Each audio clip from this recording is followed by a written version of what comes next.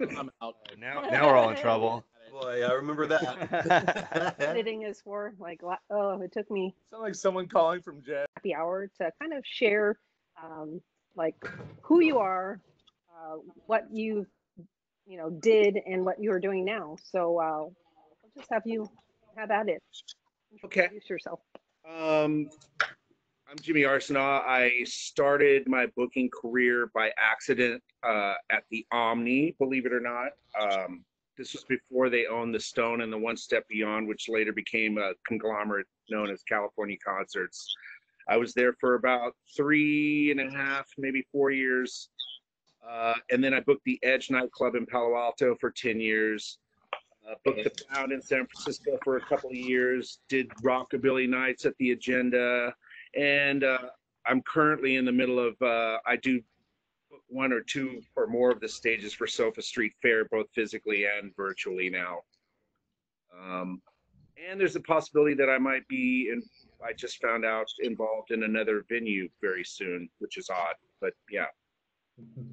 Oh, and I did Rock Bar too, which is generally referred to as the place that shall not be named. But I have many great stories from that venue, aside from the fact that the owner operators were complete morons. Yeah, I think I took it from your bio on Facebook, the Edge. So, how did you get started, and what are your roots? Because I know that when you talked, when we chatted, or I think in that video, you said you were originally from Texas. So, what was your journey? What brought you here? I was, I grew up, I was born and raised in El Paso, Texas, and then I saw this band at my high school called Young American Showcase, and ended up auditioning for them and then going on tour. We did 3 to 5 shows a day. It was assembly programs with comedy and music covers. And then when I came up to this area to tour, I met a girl and ended up moving up here and working at Warehouse Records for, gosh, I don't know how long. And started a couple of bands. Didn't get serious until I started Soldier, and we'd play the Omni quite frequently. And I would walk into their office and see their calendar and go, why? I would ask just out of curiosity, why are you booking this band, or why aren't you booking this band? And after a year of me asking questions, they just decided to hire me, and that's how I started talent buying. Okay, what year was this, Jimmy? 87, 88, maybe. Okay. Yeah. Right. I'd say 87. That's when you started booking my first band. Yeah. It was good times. I mean, it's like they kind of hired me first of all they called me a local talent buyer, but the reality was that I was throwing them a bunch of national bands that they weren't even thinking of. The Omni was known as the house of thrash or anything heavy, and I continued that tradition there. But at the same time, Toby and Ann and John Nady knew that I was aware of a lot of other bands that they weren't. So I started I would make suggestions. So after after about 6 months of being there, they finally decided to up my title to actual talent buyer. And then it was like all the ropes were off and I was able to go crazy and start bringing in, we weren't only just doing bands like Testament and Death Angel and Forbidden and Flotsam Jetsam and all these other guys and Spastic Children. We were also doing Run DMC, A Mother's Finest, and we did the Jaco Pastorius concert, which got us into trouble with Bill Graham, which is a funny story. And just spread out the genres a little bit more so that there was more, it was more like my record collection as opposed to just being all metal and thrash. Okay. Tell us about the Jaco incident. So, Jaco was killed, or I can't remember exactly. I'm sorry, forgive me. I can't remember how he passed away, but I remember we got a call from this gigantic agent that we hardly ever did any work with because he was really world renowned for doing a bunch of jazz artists and whatnot. And they wanted to put on a tribute, and we were the only room available. It was like 2 weeks away from the date. And so they wanted us to put on this show, and it was with Herbie Hancock and Carlos Santana. And I mean, it was anybody who's anybody in those worlds. And it was a huge success, believe it or not. We had 2 weeks. We were shocked that it did as well as it did. And so one day, Dean Del Rey, who I'm sure you all know, or most of you do, and I were sitting in an office with Toby, and we were having our Monday annual booking meeting about what we were planning on doing in the week. And the phone rings out front, and the gal who ran the front desk rolls in, and she goes, "Hey, Toby, Bill Graham's on the line for you." And she's all, "Oh, that's weird." So she puts him on speakerphone, you know, the old box kind speakerphones that are like, you know, antiques now. And we're sitting in there, and we're all on the edge of our seat. And Bill gets on the phone, and he's all, "Hey, what the fuck is the deal with you guys doing that Jocko tribute?" And Toby thought he was joking.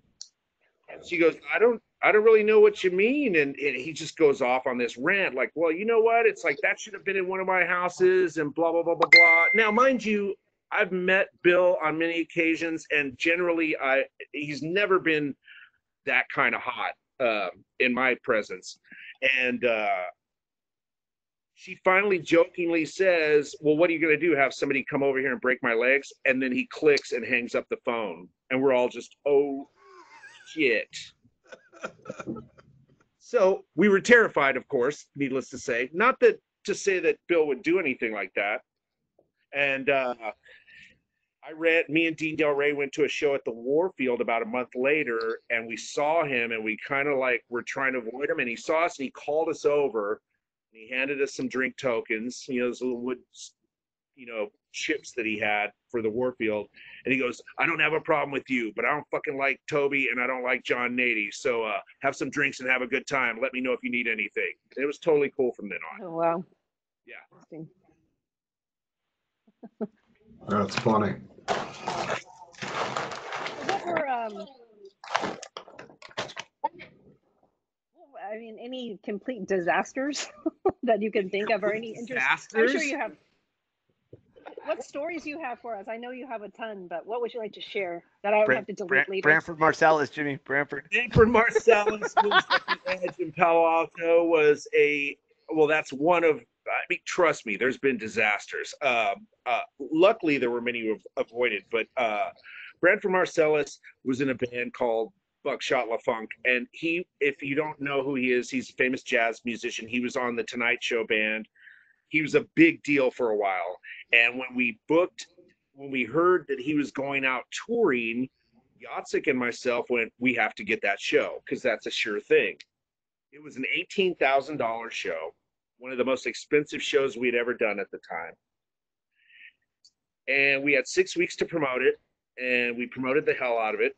We even bought jazz radio promotions, and it was the night of the show. It was a bloodbath. We lost more than the artist guarantee. At first I figured it was like $16,000 to $17,000 lost, but we probably lost about $25,000. Nobody was there. Nobody gave a shit. And it was one of the biggest disappointments to me personally. It was funny because Yatsik, I thought, was going to like fire me, and he felt like he was just as much to blame, you know, and he was totally cool about it. But yeah, we ended up losing our ass. Luckily, at the time, we were doing so many sold out shows that $23,000 wasn't that big of a deal, oddly enough, because we were just like, we were killing it with our rock and roll shows. So yeah, good times. So that means you were booking in the time when Michael Schenker would play, right? When he was. Yeah, we did. I was the one who about that. 7 nights with UFO. Yeah. A call from one of my favorite agents in the world, Mark, and this is his real last name, Hyman, and he worked with Paradise Artists, and he was like, "Hey, I've got this, you know, we're doing this UFO reunion show with all the original members except the drummer." It was Rudd from AC/DC was on drums, and would you like to do it? And I said, "How many shows can I do?" Like, well, we're doing 5 at the Metro in Chicago, but what are you thinking? And I said, I want to do as many as I can on the front end of the tour, and then as many as I can on the back end of the tour. And I'm gonna, like, honestly, the shows cost $10,000 a piece with $1,000 bonus at sellout. Our capacity was 1,000 people. We actually told the agent we'll sell 1,100 tickets because we want you guys to go into bonus and make that bonus money. But it didn't seem like a lot of money at the time. And I booked 7 nights with them. Now, in the meantime, I'm getting calls from my contemporaries in the music industry going, "You've lost your mind. You're going to lose your ass." All 7 dates sold out within 23 minutes. And we did 4 shows on the front end of the tour, and then 6 months later we did the 3 shows on the back end of the tour, and it was insane. And the stories, I mean, I told the story on Facebook. I mean, it's just like I could probably write an entire book about those 7 nights with UFO because it was pretty nuts. And yeah, Michael Schenker walked off stage one night because earlier in the day, our dumb monitor engineer decided to move the monitors and clean the floor, not realizing that Michael has a sweet spot on stage and puts an X there. And if you move anything, it changes where he feels his tone is. So yeah, I had to go up in front of 1,100 people plus with guests and tell them we have to cancel this show and move it to Saturday. But most of the shows went off really well, and they went off so well that luckily Michael came back and recorded 2 nights of a live album there with a mobile truck with Mike Varney. And it was cool because I still have the CD booklet at the very top. The first thing he does is thank my staff at the Edge and myself. And it was rad. It was very cool. And we also have all 7 nights of that show recorded on DAT tape. Wow. Which I'm trying to find a way to give to friends without getting into too much trouble. But yeah. Very cool. Were you there at the point where it wasn't UFO, where he would just basically not go on until like super late, and then basically, I mean, that's when I kind of gave up on him for a while, and now I'm all in. But what year was that when that happened? It was like I started at the Edge, I think, in 1992. Mm-hmm.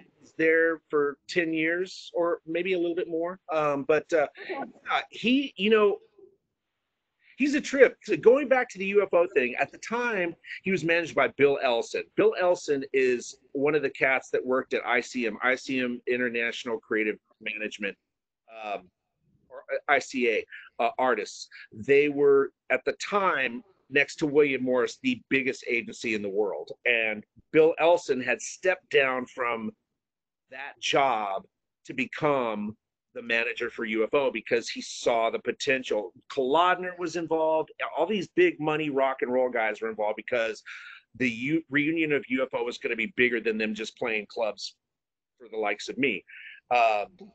And I remember going backstage with Michael, and I knew when I walked in and saw my dumb monitor guy cleaning the floor that Michael was going to have an issue. And I had a shit fit about it.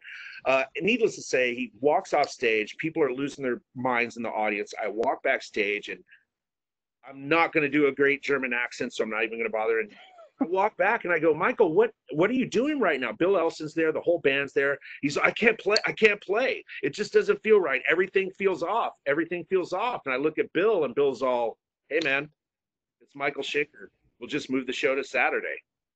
So we did. But yeah. And ironically, the show we moved to Saturday, about 500 of those tickets that didn't show back up, and we still ended up selling out the room again at the last minute. So, Interesting. Yeah, it was like almost 10,000 people saw UFO at the Edge over the course of 7. Wow. Months. Yeah. Incredible. Hmm. What were some of them? So you were talking about that jazz show that you booked, and it was a total bloodbath. Like to say, what were some other kind of ones that were, I guess, in that caliber where it was like all the hype, and then it's like, hey, no one's buying these tickets. Like, what were the big surprises in your career? You know, Anything? well,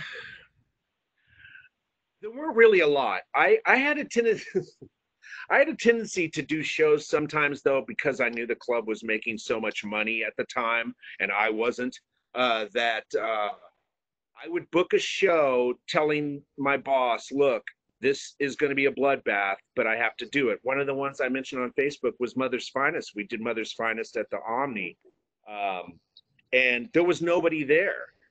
And we lost our ass on the show, but my boss knew that I had to have that show in the room, and would every now and then they would throw me a bone and let me do a show that I would lose money on. The first time I did Reverend Horton Heat at the Edge, it was a bloodbath because they were so they normally played places in San Jose, and I think that the audience in San Jose weren't really prepared to start believing in the Edge at the time because we were considered a commercial venue. Eventually that changed, thankfully, but yeah, I did the first time I did Reverend Horton Heat at the Edge. It was totally terrible, but I still went after it again once I realized that we hadn't really quite made nice with San Jose. The funny, also funny, is that we drew less from San Jose. The East Bay was anywhere from 50 to 75% of our draw, according to our Ticketmaster sales. Oh, okay. And eventually San Jose came on board, but always the East Bay. As far as Concord, we were drawing heavy, heavy numbers from those areas.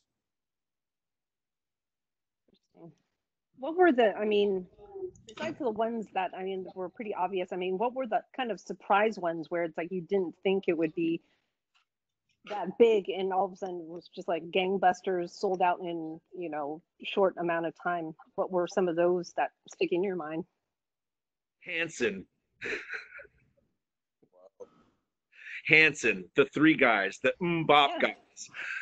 guys. I knew it was going to do okay. I had no idea that people would be lining up at 7 o'clock in the morning and having a line that went all the way around the back of the Edge, down the alleyway, by the if you remember the area, in front of the post office, all the way back up to the main drag. It was like I got to work. We had an early load in of like 9 or 10 a.m. and I got to work and I didn't have any security guys on call yet. I had a couple of locals to meet me there. So I'm frantically calling guys just to make sure people have waters because it was a hot day. And yeah, and we ended up selling it out. And I think we probably turned away about 500 to 800 people that could not get into the venue. And it shocked me. I had no idea that they were that big. Wow. Got into it with the drummer. Just a little asshole. Oh, Dad was. well, he was my favorite one. You know, there are three brothers, you know, and and I'm pretty cool with bands and whatnot. And the drummer was just being a dick to my security guys, or my hospitality guy especially. And I rolled back there and I heard him mouth off to one of the guys and go, "Hey, check this out, dude. If you keep talking like that, I'm gonna let one of these guys do what they want to you. You're working for us tonight. We're not working for you. We're the producer. You're the employee. Figure it the fuck out." He's like, "Oh, all right, man. I'm cool. I'm cool." The brothers were snickering while I was preaching at him. The dad didn't say anything to me, thankfully, because if he had, it would have been all hell's breaking loose. I love it. Oh my gosh. Yeah, it's funny because I never had a problem. You know, I would always try and meet. I think the difference between myself and a lot of talent buyers was I was always there. Most talent buyers, they book a show, they're at home that night, they give a shit about being at the venue. Me, I was hands-on. I was at the backstage with the flashlight before they went on, making sure they had everything they need. And then when they went on stage, I would reset the dressing room so it looked like it was back to zero, like no garbage and bullshit. It was just a different kind of, I had a different kind of policy than most folks. So when I had to crack the whip, it was always like it had to be something extreme for me to go, okay, fuck you, I'm ready to cancel the show. Well, you're not going to cancel the show because it's sold out. It's like, oh, bet your ass I'll cancel the show because it's sold out, especially because it's sold out. And, but that didn't happen very often. Most artists, even the ones that were a little tough at first, kind of Jedi mind tricked into believing in what we were doing together, and it worked time, you know. Mm-hmm. Anything in particular? Any stories that you want to share on that front? As far as people I wanted to throw out? Yes, of course. How about people I did throw out? So we did this show with fucking I think it was the Descendants or NoFX. All I know is that we had done Sublime before Brad passed away. And then later on, Long Beach Dub, All Stars or Short Bus, whatever the fucking name was, were on this major tour with either the Descendants or NoFX. I can't remember. And, you know, it's a sold out fucking show. I mean, it's huge. And I'm rolling around. And at this time, I had a radio, which I fucking hated. And I get a call on the radio. My code name was either Yellow Hat or Long Hair. And the Yellow Hat thing was because I was the only one allowed to wear a yellow hat in the club when I didn't wear a radio, because that's how they could find me, the easiest, the staff. So I get this call over the radio from Monty, our night manager, going, "Hey, Long Hair, we have a problem. You need to come backstage and see this." So I go hauling ass backstage, and one of the main cats from Sublime is standing on top of the hospitality table for the headliner, pissing all over their hospitality food because he's loaded and just thinks it's funny. So their set was over. And their crew was starting to load their stuff out. So I got on the radio and I said, "I need 4 guys to come back here, and I want you to throw every piece of gear out the back door until these guys leave." And that's what we did. Wow. And then I called the agent the next day, Stormy Shepard, major punk rock agency, and told her what happened, and they got yanked off the remainder of the tour while they were in LA getting ready to do a big show down there. Yeah. Good times. That is a pretty punk story. So,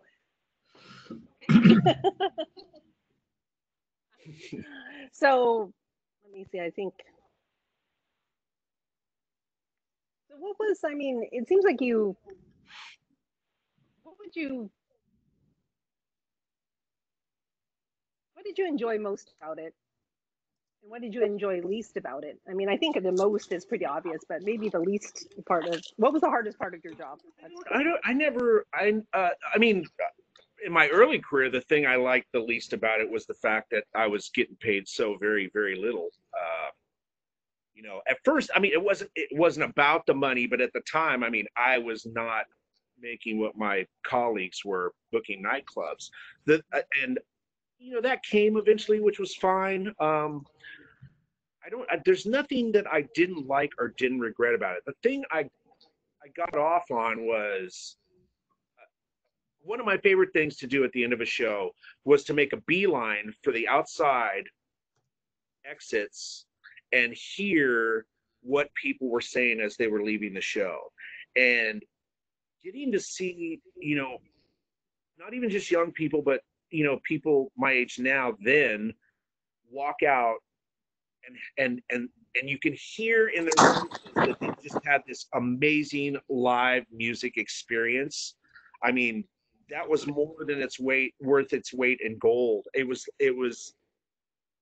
always fun for me to just kind of eavesdrop on people as they were leaving, talking about, like, I can't fucking believe we just saw 9 Inch Nails at the Edge. I mean, what the fuck? And it was just like,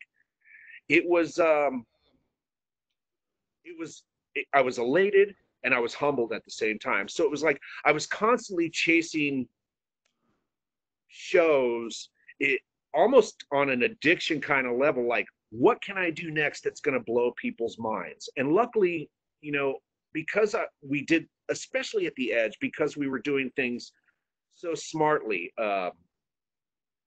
We were able to get some of the biggest bands on the planet that should not have set foot on the Edge stage, and it was just the perfect storm for a good, you know. It didn't get crazy until 2 years into the run, and we were doing Simple Minds. We did Marilyn Manson twice. We did Rob Halford with his band Two. King Diamond again after the Omni days. Merciful Fate. Who else was it gigantic? We did Coldplay, you know, for 300 people, an invite-only radio Wow. show, which was recorded live during the it was broadcast live on the radio station. It was just, you know, we had guys like David from Depeche Mode showing up to DJ on our $2 Tuesdays. Boy George showed up, and he DJ'd one night. Tracy Lords was there with KMFDM and DJ'd between sets. It was madness. I'm grateful for that time. I'm grateful for all of the venues I've worked at, whether I had a problem with the owners or not. But it was like, I think the Edge nightclub was probably the most mind-blowing part of my career, because even there were days when even I couldn't believe it. I mean, we were doing, you know, I booked No Doubt when nobody knew who they were. When they were still a ska band, I brought them in to the One Step Beyond and had them on a big national show because I'd heard about them through friends of a friend's of a friend. And a lot of some of the stuff, I gotta say, people would alert me to these bands I had to be aware of, and No Doubt was one of them. And so, you know, we're booking them for like $50 to $150 with rooms and just nothing, to the point that, flash forward, I've got a show with Pato Bonton at the Edge, and I know it's going to sell out, and I get a hold of the band directly, and this is before Tragic Kingdom. And I said, hey man, I'm gonna pay you $250, and I'm gonna give you hotel rooms, and I'm gonna feed you guys. Come and open up for Pato Bonton. Even though the show was not, I mean, that was not musically the correct thing for them to be on, and put them on that show. And then, you know, I continued this relationship with them to the point where when they got massive, they called us up to do a nightclub show, and they would do it for like, you know, hardly anything, just to pay us back for the fact that we believed in them when a lot of venues didn't. And that happened quite a bit during my Edge years. And it was humbling, you know, and flattering to have that kind of cred with those kind of artists. And I went out of my way to make sure that bands were treated like rock stars, even local bands. I've probably gotten more local bands drunk than any other nightclub buyer in the history of rock and roll, because I refused to, you know, it was never like, oh, here's 2 drink tickets and a cold pizza. It was always like, how much do you guys think you can drink tonight? What do you need? And it was like, what? And, you know, they were getting paid, Man. getting fed, they were having a good time. And it, you know, and that whole concept is, you know, when you create that, in my opinion, not to wax poetic, but in my opinion, when you create that kind of atmosphere for the artists, you can't fail, because the artist and the audience, the artist rejects that when they get on stage. The audience feels that, you know.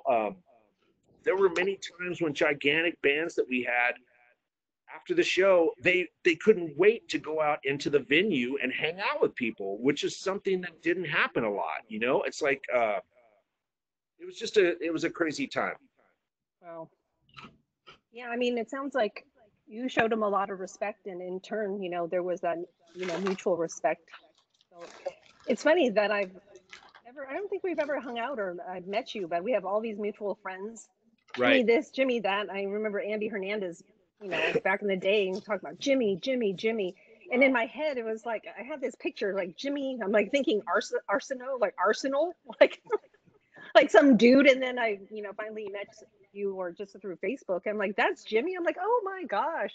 So I had to bring you on to the happy hour, and especially after you shared that story last week on Facebook, talking about taking chances on bands, and it was something that you believed in, and they gave you that leeway because they trusted you. Right. So Fast forward to now with, as you know, Slims, it's going away. What do what do you think about this whole like the club, this whole in the Bay Area, the scene for live music in the smaller venues? What's that looking like You know, aside from the coronavirus? I think there's a couple of things going on that, and I preached about it quite a bit on my page, especially when we did the first virtual Sofa Street Fair. I think that the music industry has needed a wake up call since they blew off Napster.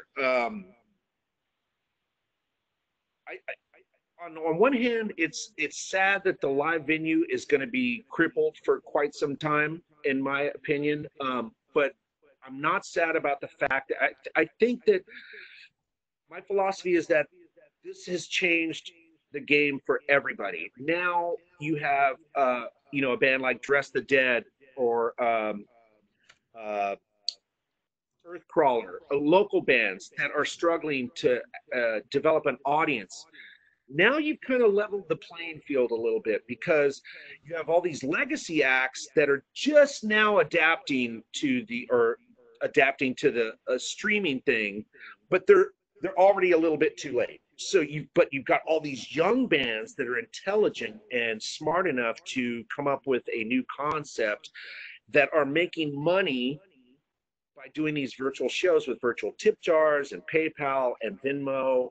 Um, Phil Toole uh, was involved with Sofa Street Fair with me, and when we did the first virtual Sofa Street Fair, we had 7,000 to 8,000 people and 22,000 clicks. We had some bands being viewed by up to 1,000 people on Facebook, Twitch, YouTube. It was and Phil, myself, and a couple other cats were hanging out in the tech room just in case there were any problem. The tech room, it's like this, just in case there were any problems. And we're watching all of this happen in real time. And it was super emotional for all of us because we knew it was going to be big. We just didn't realize it would be that big.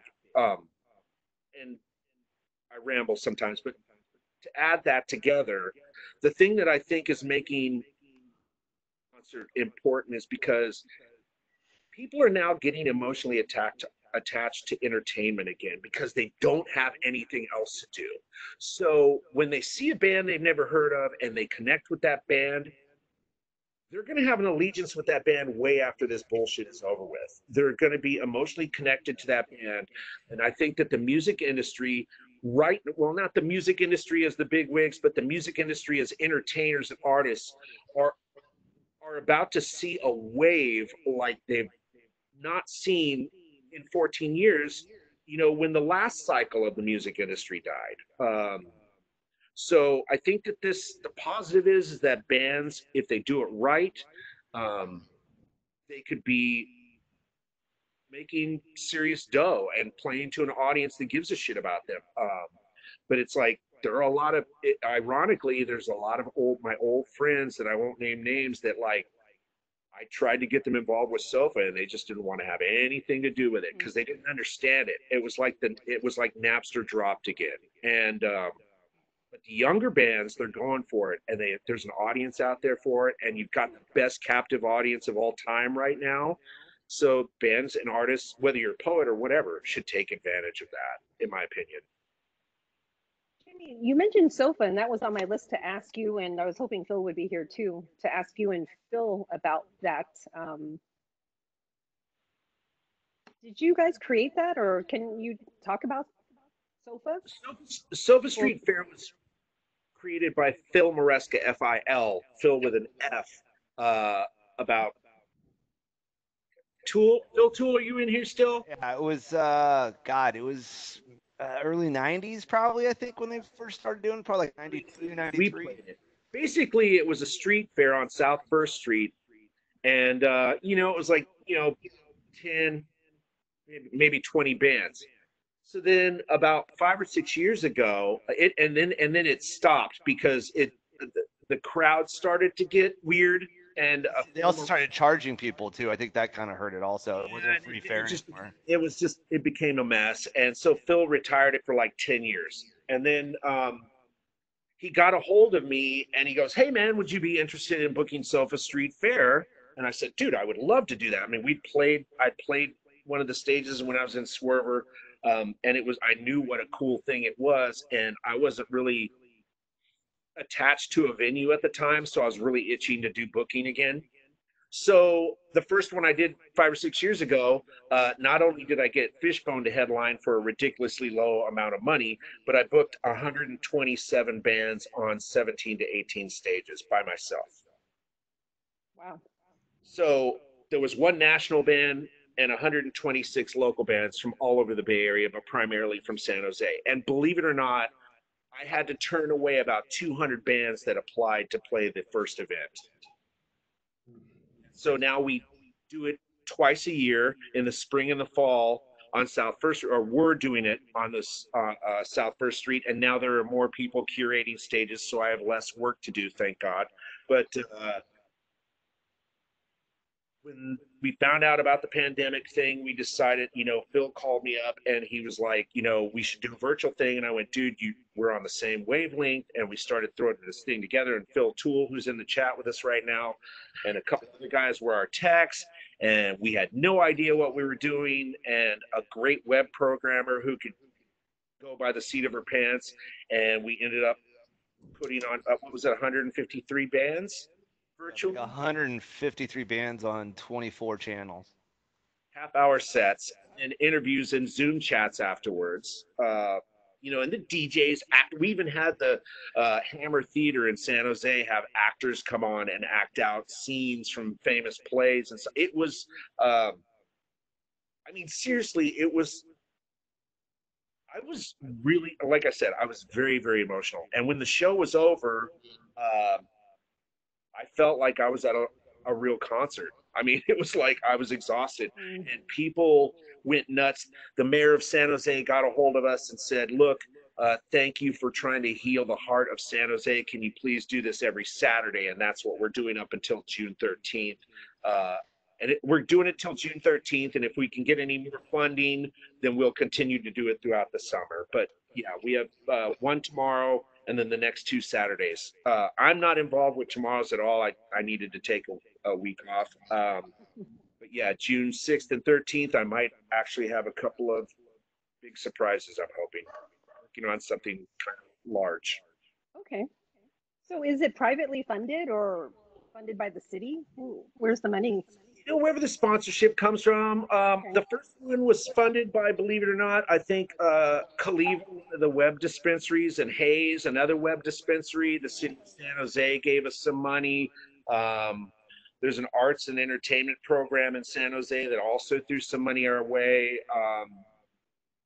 Yeah, it's just been, normally Phil makes money off of the concessions on the street. The nightclubs sell their own booze and food and whatever, and then we have food and beer on the street, food trucks and beer on the street, and that helps him to cover costs for the event. But I'll be honest with you, Phil doesn't make a lot of money doing Sofa Street Fair. He's barely breaking every show. Yeah, but he's doing it because he believes, he's like me. He believes in the musical community, and he thinks that we need to have a place for those musicians to go and the fans as well. Thanks for that. Very cool. So going back to what you were saying, Jimmy, talking about some of your friends, you're saying the older guys, we were joking around about OG problems, old guy problems and stuff, or just people not being flexible or having that open mind. What's some advice you would give to these OGs to actually make it, be able to survive through this and to make it, the next, or try to make it in the next year or two? What must change? Well, it's a big question. There's a couple of things that, the legacy artists, meaning, bands like Styx or Pink Floyd or Def Leppard and all these other guys. It's like on their end of the spectrum, they need to rethink the wheel. That means that, they can't expect to make 1,000% profit on shows anymore because they can't. The venues like Shoreline, social distancing and all that stuff that's going on, you're talking about a venue that holds, 16,000 people? what would that mean if they were going to have to be 6 feet apart from each other in the chairs and on the grass? I mean, that 16,000 venue now becomes less than half of what its actual capacity is. Um, it's just not feasible to pay those bands those kind of guarantees. And I get it, you know, the cost of touring is expensive, but also um, booking a smart tour is always going to be your best deal. On the smaller venue level, I don't know what to expect. I really think that the future right now, as much as people hate it, and well, you know, it's not the same as going to a live venue. No, it's not the same. But at the same time, it's like, what do you want? Do you want the music to stop because you can't go out and see it? No, you don't. And like I said, it's like media right now is on fire.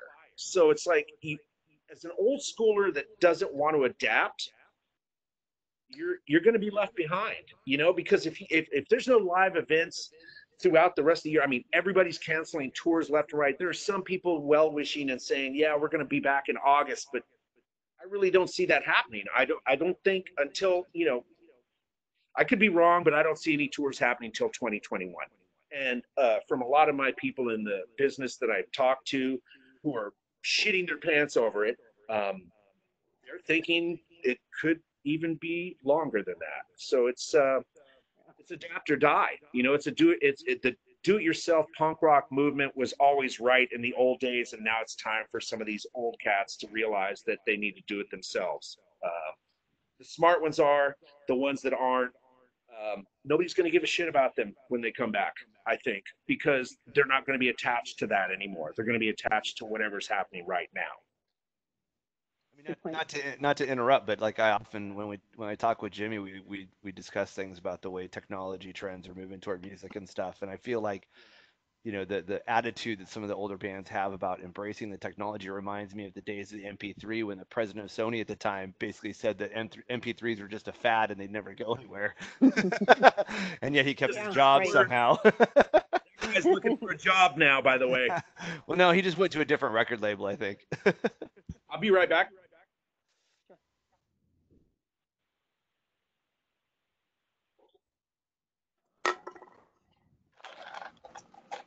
Is that everyone grab a drink? Is it? It might be. It's at least I got my own. it's at least a Jimmy grabbing a drink moment. apparently. Get Sorry, ready. I had to grab a drink. There you go. By the way, wasn't that Tommy Mottola that was the guy that said that about MP3? No. It was this guy. And actually, I think at the time he wasn't at Sony. I think he was at Philips Bertelsmann at the time, and he made that comment. And he got hired on at Sony. And I was like, Sony thinking hiring that guy. Hey Jimmy, this is Chris. I do have a question for you. And I've done radio before. Who is the artist that was the least of what you thought they were, and who was the most of what they thought you weren't, or you thought that they weren't? So basically, who I didn't like the most and who I liked the best, right? Or you could reverse that. It could have been who you thought this guy's going to be a raging ass, and then they end up being the nicest person, and you're just like totally put off. I get that. Yeah. I know where you're going. Billy Corgan from Smashing Pumpkins, sweetest guy on the planet. I was completely shocked. I even straight up said to him, you know, I've heard so many stories about you being an asshole. What the fuck is going on? Are you like high or something right now? And he laughed about it and was very fucking cool about it. Well, I mean, he let us record the show. We have that on DAT as well. And it was supposedly one of the last shows they were doing. He was super sweet. His band were the assholes, believe it or not. Who else?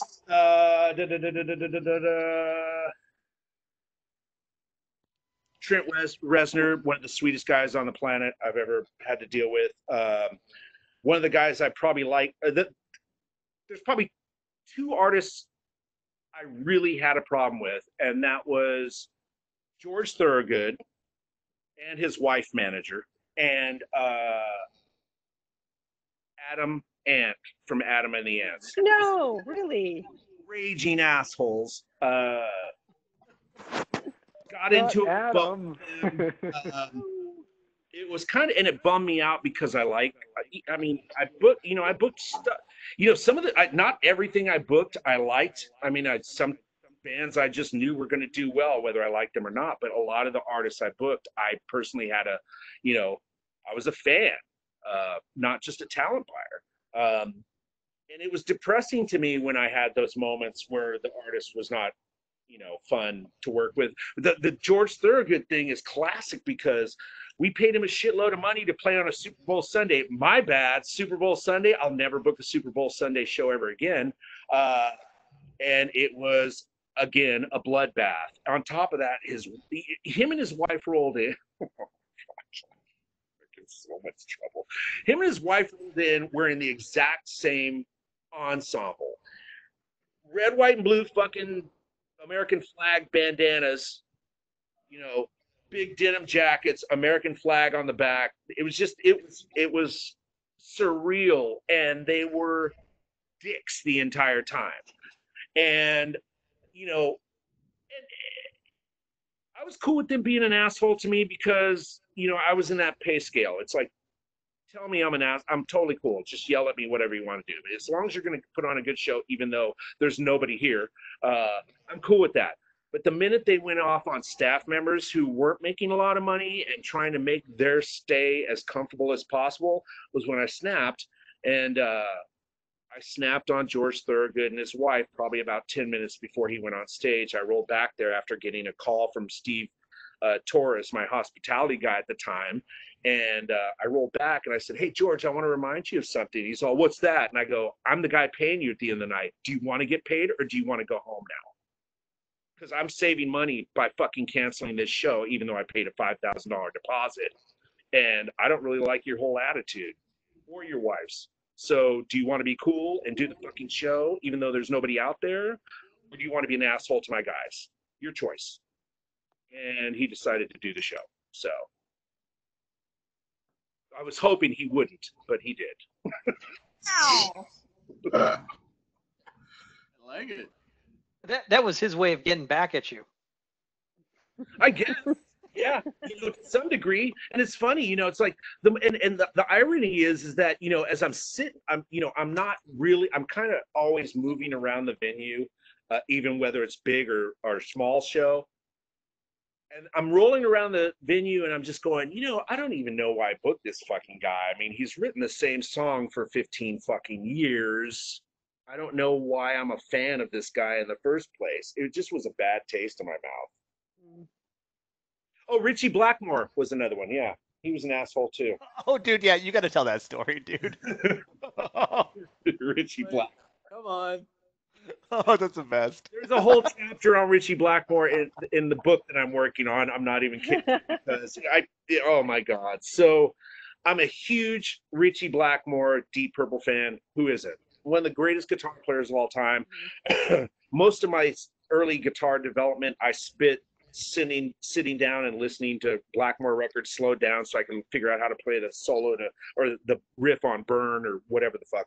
And so we booked this show. It's a big dollar show. The only other original member in Rainbow at the time was Bobby Rondinelli, the drummer.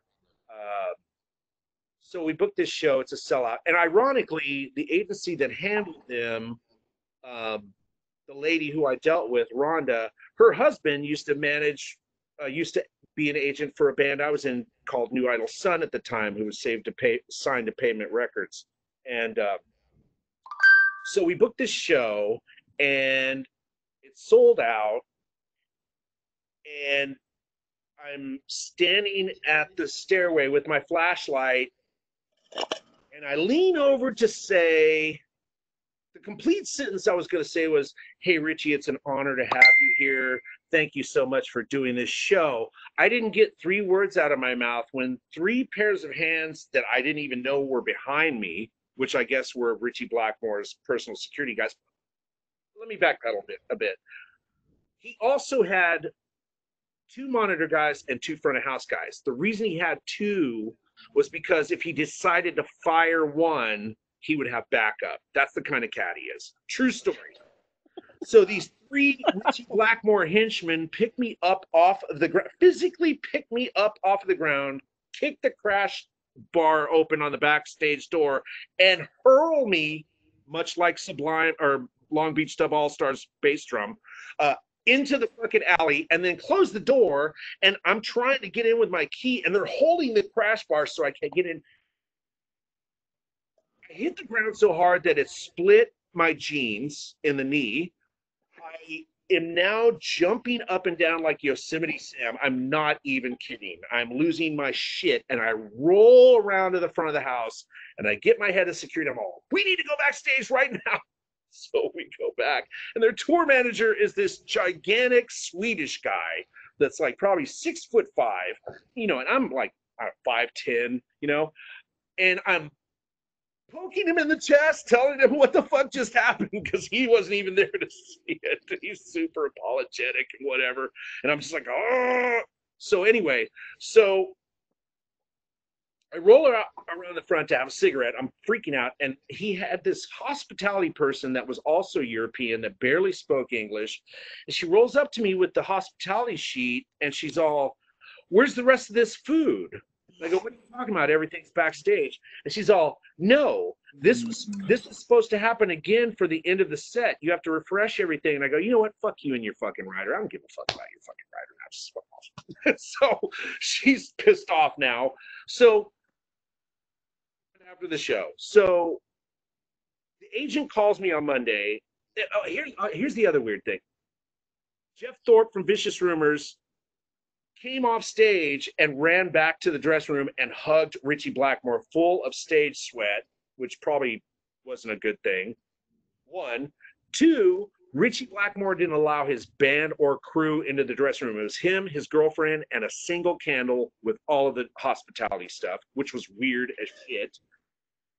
And then 3, the agent gets a hold of me and on Monday goes, I heard somebody was videotaping the show, blah, blah, blah, blah, blah, and starts to read me a new asshole. And I go, yeah, it was Richie's obnoxious girlfriend videotaping the show. And this is what happened to me. And I explain, oh, well, I'm sorry, no big deal. So a month goes by, and I get this unmarked package sent to me directly at the Edge. And it's a VHS tape with 2 camera shot that somebody actually videotaped the show, and it looked like pro footage. And I still have the VHS tape somewhere. Good times. Wow. Wow. Wow. I'm just upset how you crushed March's view of Adam Ant. You know what? Dude, trust me. Like, I was just as bummed out. It was just the cat was like, I don't know. Maybe he was having a bad day. That happens. It was equally as crushing to me because I loved Adam Ant just as much as I loved Kiss. I mean, it was like they were a great band to me, which was weird because it was totally opposite end of the spectrum musically. But I loved the whole thing, and it was crazy because Marco, his original guitar player, and by the way, Marco, his guitar player, super cool, super rad. But Adam himself, he was just a little bit of a drag. And like I said, maybe he was having a bad day, but he just kind of had a chip on his shoulder all day long. Marco is a British national treasure. What was that? Marco Peroni, he's a British national treasure.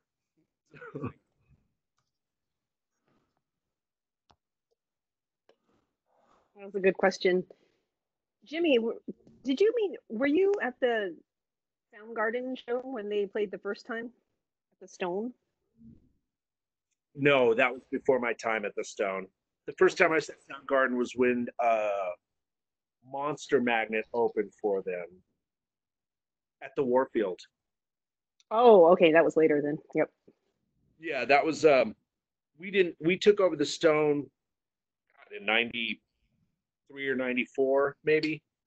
Oh, okay, that was much later than when they played there. Yeah. But I did go to the Stone quite a bit. I mean, I saw some amazing fucking bands there. I mean, it's right. Guns N' Roses with when they were still kind of glammy. The Poison guys, Metallica. That venue was magical, man. Yeah, it was. It was a shame when we had to let it go. It's and the irony, the irony about the whole California concerts thing folding was it wasn't our choice. At the time, we were getting heat from the city of Oakland saying that we were a bad influence on the neighborhood, even though a guy got shivved in the parking lot of the boys club right across the street from us, and there was a combination whorehouse and drug setup hotel across the street. The city of San Francisco at the time wanted to move all venues to south of Market because they felt they could control that area better if there was any kind of issue. So basically, one day John just came in and said, "You know what? I'm just going to fold everything," and we just ended up closing all the clubs at the same time. Oh, I was wondering. So it's just too hard to do business, basically, and the towns are just making it. Yeah, it was weird because, and it's funny because John Nady, whatever people think about him, at the time we were running on all pistons. It was like he was donating so much money to city ordained charities and whatnot. So when we finally got this call from the Oakland PD saying, "Hey, you guys need to be on the lookout on this because basically the city of Oakland is going to shut you down," and we were like, "What?" Mm. The only issue that we ever really had at the Omni was the Too Short show I did, which was another probably huge mistake on our part. But most of the time, the kids came in and they got partied out and they went out to their cars and went home. Also, ironically, most people had more broken windows on their cars coming to the Omni than any other venue I've ever worked at, because that just happened in Oakland all the time. Yeah, we were talking about that with Sean last week, saying like there actually wasn't any issue except for once, a bunch of cars got their tires slashed, but otherwise never. And then once I think I got some tapes stolen out of my car, but otherwise it was okay for the longest time. Like nothing really big happened. But tell us about what happened at the Too Short show. I'll get to that in a second. The funny is, addressing what you just said, one time we had a show where we had a big lineup with, I think Exodus was headlining, my band Soldier was on the bill. It was probably the last show I ever played with Soldier. A bunch of bands, like 15 bands. And this gang rolled by and shot rubber bullets at people while they were standing in line. Oh, it was wow. absurd, and it's just like, we were the bad influence on the neighborhood. Anyway, so I'm sorry. What was your question again? You said except for that Too Short show, I'm like this was after all the metal stuff, I'm sure, because that's when all that stuff was super popular. So we decided to do a Too Short show. At the time, about a month before that, Dean Del Rey had turned me on to, or probably 3 months before that, Dean had turned me on to Ice Cube's America's Most Wanted, and I finally understood hip hop. It was like, oh, I get it now, and I became a fan. So I went after Too Short, not thinking that it was going to be a problem. Everybody warned me about it. Oh, you don't want to do a hip hop show. Even back then, there was like this weird, like, you don't want to do that kind of show. And I was like, fuck that. We're going to do it. It's going to work. So we booked Too Short. And there's so many things that went down. Please. They decided to videotape the show. This is an infamous video. Apparently, it's still out on DVD and VHS and all this other bullshit. But they decided to tape this show because it was like Too Short's playing his hometown. It was a big deal. Backstage, there was everybody who was anybody. The guys in NWA, Ice Cube was backstage. I actually got to meet and speak with Ice Cube, who I was in love with. I basically told him, this is the reason I'm doing this, because I get what you're doing. I mean, I love it, and it was really cool. So, not realizing that the Oakland PD had their eyes set on the room, but they were watching from outside, and at one point I was rolling down to go to the lower bar at the Omni, and I bumped into these cats and I spilled this guy's drink, and they were part of the Short Shattuck group, which were a big dangerous. They were the guys that shivved the guy in the boys club across the street. They were also the guys that Rob Flynn got into it with it in Oakland at one point. But anyway, so I bumped into these guys, and they're like hella pissed off and wanted to beat the shit out of me. And I go, hey guys, calm down. Come over here to the bar with me. I got you. I'm gonna buy you some drinks. Not realizing I worked at the venue. So I rolled up to the bartender. I said, hey, these guys are on the house all night, just because I didn't want any kind of shit to go down. And they were stoked. The same group of cats, there was this guy that was at the show that was like a Grateful Dead guy. You know, he's stoned and he's doing the spin dance thing. And he ends up tapping one of these guys lightly. And then all hell breaks loose. These guys a bunch of guys start beating the shit out of this one cat on the dance floor. And then it becomes like a Western movie brawl. I mean, it was insane.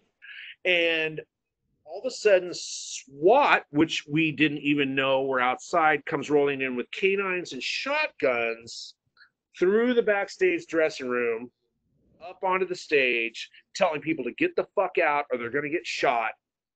And it just turned into this melee. And apparently, I haven't seen the footage from the video because I just don't want to watch it. Apparently, the footage shows the crane camera over me, and I'm standing in the middle of the floor just shaking my head. A long shot as these cops are ushering out people into paddy wagons and all this other shit. Like 50% of the audience ended up getting thrown into a paddy wagon and taken away, and 50% of the audience had zero to do with the whole situation. Wow. All because of a hippie. Yeah. Blame the Goddamn hippies. hippie. Blame the hippies. I hate hippies. Oh wow, that's a crazy story. Yeah, it was nuts. There you go.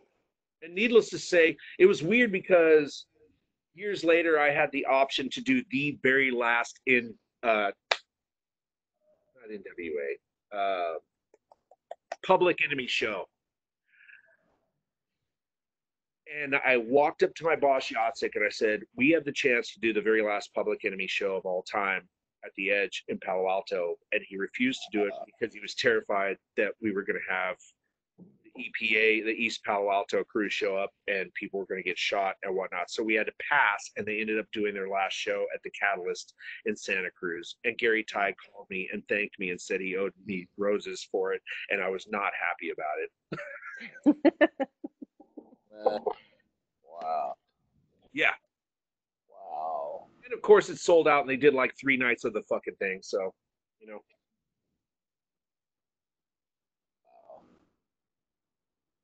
That's happened a few times. There's been a couple of shows that I've lost that have probably made me more pissed off than the shows that I lost money on. We did. You may remember this. We did. Alice in Chains for a show by accident. They were supposed to play this little place in Oakland. I can't remember the name of it. This guy ran a local magazine. Anyway, he had the Alice in Chains show. Well, he lost his liquor license a week before. And so the agent called us begging us to do the show. And of course, we did it for points, which meant whatever showed up at the door, we would give them 75 to 85% of the ticket sales. And they had to take it. Well, the opening band was a band called Mookie Blaylock, which later became Pearl Jam. There was no one there, but it was one of the most amazing shows I ever saw. And we didn't lose any money because it didn't cost us really any money. 3 months later, when they became Pearl Jam, or a year later when they became Pearl Jam, we got the call from the agent to do it. And my boss, Toby, was like, I've never heard of that band. And I'm like, oh, dude, just trust me on this. And Dean Del Rey was there at the time, and we're like both trying to convince her. She said no. So they ended up doing 3 to 5 nights at the I-Beam, if I remember correctly. And so when the I-Beam printed out their sold out listing in the pink section, I clipped it out and I went and I taped it to my boss's calendar, and I went, remember, next time, trust your talent buyer. Right. And she never let me pass on anything again. Where was that? I remember seeing Alice because I interviewed, I think it was Lane, I think it was Jerry Cantrell on the phone, and then they came, so I was on the list. Wasn't that at the Stone, or was it at the And get this, the opening band was Extreme. I mean, I'm sorry, Alice in Chains opened for Extreme. Yeah. Yes, that's when I fell in love with it. Nuno. It was awesome. They were freaking Amazing. awesome. And it was this weird balance of people. They're two sonically completely Yes. different genre It was based. amazing. It was freaking And amazing. Yeah.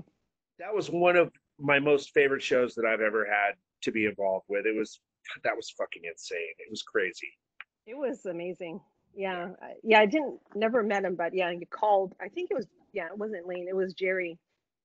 Phone interview, and then they put me on the list, so checked it out. Yeah, it was that show. Holy crap. It's one of those nights where you're like, oh my God, it was just like one after the other, and you're just like, Yeah, it was like a mind blown. 1-2 punch. It was magical. And there was a part of me that was a little bit concerned that, rock and roll fans don't really generally like to get violent, but when you bring two completely opposing genres together, sometimes it gets a little bit weird. But it ended up becoming such a festival kind of atmosphere. That's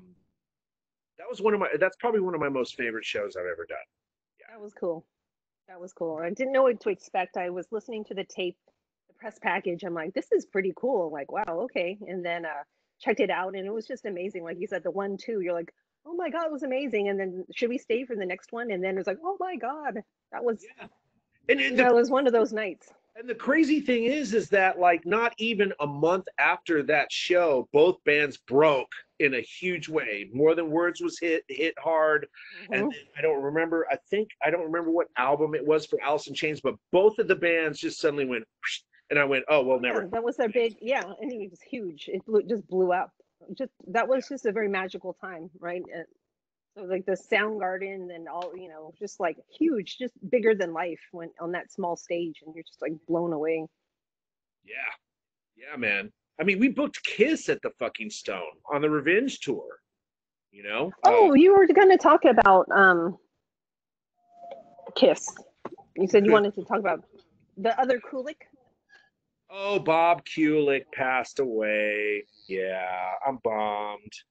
I have a great. Bob Kulick, for those who don't know, not only ghosted on a few Kiss tracks when Ace was too drunk to do them, but he also played on Paul Stanley's solo record. He's also played on all of the tracks except for Rocket Ride on the Kiss Alive 2 record. He was in a band called Balance, which is, if you're into like AOR, cheesy pop, rock and roll, look them up. Fucking amazing. Pepe Castro from the Blue Magoos on vocals. Bob Kulick. So I'm at a NAMM show, and I turn a corner, and it's Gene Simmons, Eric Carr, Bob Kulick, and he was married to one of the actresses on one of the tragedy, the Poseidon Adventure. I can't remember. Connie Stevens? I think it's Connie Stevens. And Connie Stevens is dressed in all red leather. And I've, as a kid, I had just this huge crush on her. And I'm like, oh, holy shit, it's like the fucking quad of fucking, like, how am I going to, like, nobody's going to believe this. I don't have a camera at the time. The first person, I know Gene's kind of Gene, so I don't even bother him. I roll up to Bob and Connie, and I'm like, Bob, I'm all about the stuff you did with Meatloaf. I'm all about Balance. The 2 records you put out are like my 2 favorite AOR records of all time. They were like Foreigner, that kind of thing. And he's like, dude, that's really fucking cool. And I had, luckily I had this picture and this guitar player of him in a Guitar Player magazine, and he's signing it, and I'm looking at Connie, and I'm like, I need your autograph too. And she's all, really, like, seriously? And I go, yeah, I love all your movies, you're fantastic, blah blah blah. And so she signs the same picture that Bob signs, and Bob's all, hey, by the way, Bruce Kulick was there too, and he was in Kiss now at this point. And at that point I had retired from Kiss because I thought, bullshit, where's Ace Frehley? And the only other guitar player I loved in Kiss was Vinnie Vincent, but that was a whole other thing. And so Bob's all, hey, my brother's Bruce is here. And I'm not even thinking, because I'm just so overwhelmed with the fact that I'm meeting these amazing people. And I go, I don't want his fucking autograph. He's not Kiss. And Bob's all, what? I'm like, oh, I'm sorry. I'm sorry. I'm sorry. And Gene turned around and looked at me and kind of smirked and nodded, like giving me his approval. And I went, okay, I'm just going to quietly back out of this. And I did. I was gone. That's hysterical. No way. It Great was story. horrible afterwards because That's he's hysterical. actually a sweetheart of a guy. And I was just like, I'd worked with him when he was in Black and Blue. Not Black and Blue. He had a band, Nation or something. He had a band that he was doing for a while, and we actually booked Kulik in another show, and he was very sweet, and I felt like an asshole. But yeah, it happened. Oh. Bob is Bruce's older brother. Is that the relation? I didn't even realize Bob was 70 years old. That kind of blows my mind. I thought he was like I mean, I'm 800 years old, but I thought he was like my age than that. I mean, weird. God. Sorry. How are you guys holding up in this fucking pandemic nightmare? Getting fat. I'm barbecuing a lot. I'm getting fat. Drinking too much, obviously. I've been smoking a lot. Right now. Anxiety. You're in a right now drinking a beer. You're in the best position of all of us. I'm in Arizona. It's 107 degrees right now. So you know how it is. What's the humidity like there? There's no humidity. There's none. See, I can deal with Willard, it's 107 right now, or like at noon it was. Sun went down. Yeah. Oh, dude. Yeah, it was 120 at noon. Oh, yeah, it was 90 degrees the other 2 or 3 days ago was 90 degrees at 9 o'clock at night, and I was just like, are you fucking kidding me? And 50% humidity, which means my throat was I can't do humidity. Once it hits like anything, I think our humidity now is like 11%. So you never sweat. Never sweat. See, I grew up in the Southwest in El Paso where the humidity at the time was very low. And if it was 110 degrees outside, I was energized by it. It can be 70 degrees here and 60% humidity. Yeah. I just hate everything. Yeah, exactly. And that's what people don't really realize when I tell them, like, hey, listen, like, yeah, it's maybe 150, maybe 115, 110 degrees, but there's no humidity, so I'm not sweating. Like I was outside today, I was working around the yard, and I just realized it was 100, 108 degrees out, and I'm like, I didn't know. I know, like, I'm not sweating. Yeah, but that sunburn might know tomorrow though. Look at that tan. The tan. That's why I gotta stay out of the sun, man. I turned super red. I'm already old. Who cares how much wrinkles I get? I don't care. No, it's just you don't want to have unneeded self-inflicted pain, man. Whatever. I look good. Right? This is how the Sean Killian thing went right now, and leave me out of it. We're all good. Nice. What are some of your coolest music experience? I'm figuring maybe a few of you have been to a couple of my shows. Are there any that you? Oh yeah.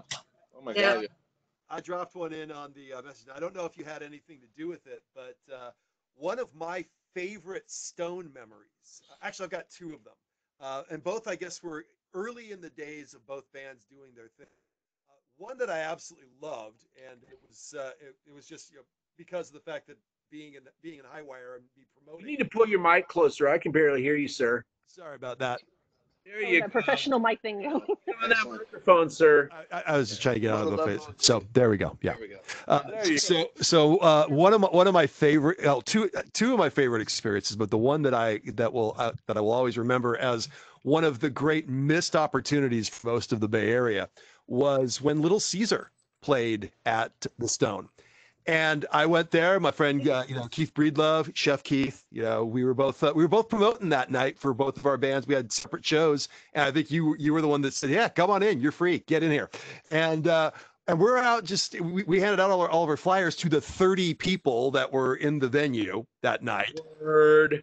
And I'm just like, what in the world is going on? But Keith and I were totally jacked for this because we had been long time. We were the guys that when the Street Survivors EP came out and Down for the Wire was on it, I was so psyched when that came out. A lot of the bands had nobody had ever heard of them, and then Little Caesar put out their album, and they were like one of the first stops on their tour for that.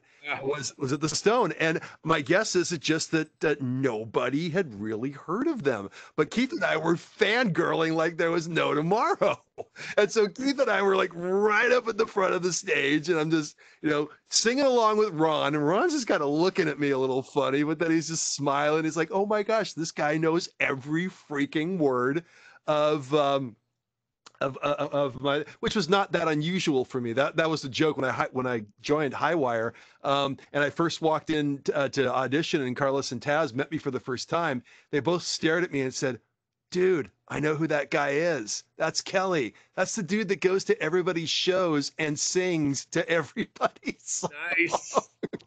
Well, that's true. That's what I did. but yeah, so I was just up there and I'm singing right along with Ron, and Ron handed me the mic a couple of times, and it was like, oh my gosh, I am singing right along with Ron Young of Little Caesar. And afterwards, he came off the stage. I didn't realize how small a guy he is. He was like he was like 5'8". He's a tiny guy. Yeah. You see this guy dude like big he looks burly in pictures. He's got these tattoos all over him and big back. Way back before that was a thing, he was like extreme for the time, and he's just this soft-spoken guy going. He says, I don't know what was going on, and that there's nobody here, but you two like made up for it. I think we could have played in front of 500 people and you would have still snuffed them out. We were just having a ball with this. It's like, thanks so much. Thanks. Was like, hey, we told people we were coming, man. We wanted to see this like nobody's business. And I had one of those few bands that deserve to be gigantic. Yes. I mean, they were Guns N' Roses before Guns N' Roses were. Absolutely. Way before Guns N' Roses. And it was like, that was one of those shows. Dean Del Rey actually booked that show. Okay. But I tried to get it at the Omni. They only did the one show, but it was like, yeah, that band was okay.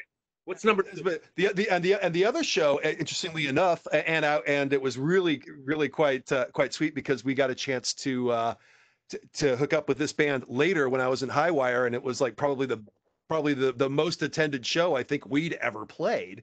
But a year before that, when I was in between bands, I got a chance to see Dangerous Toys play at the Stone.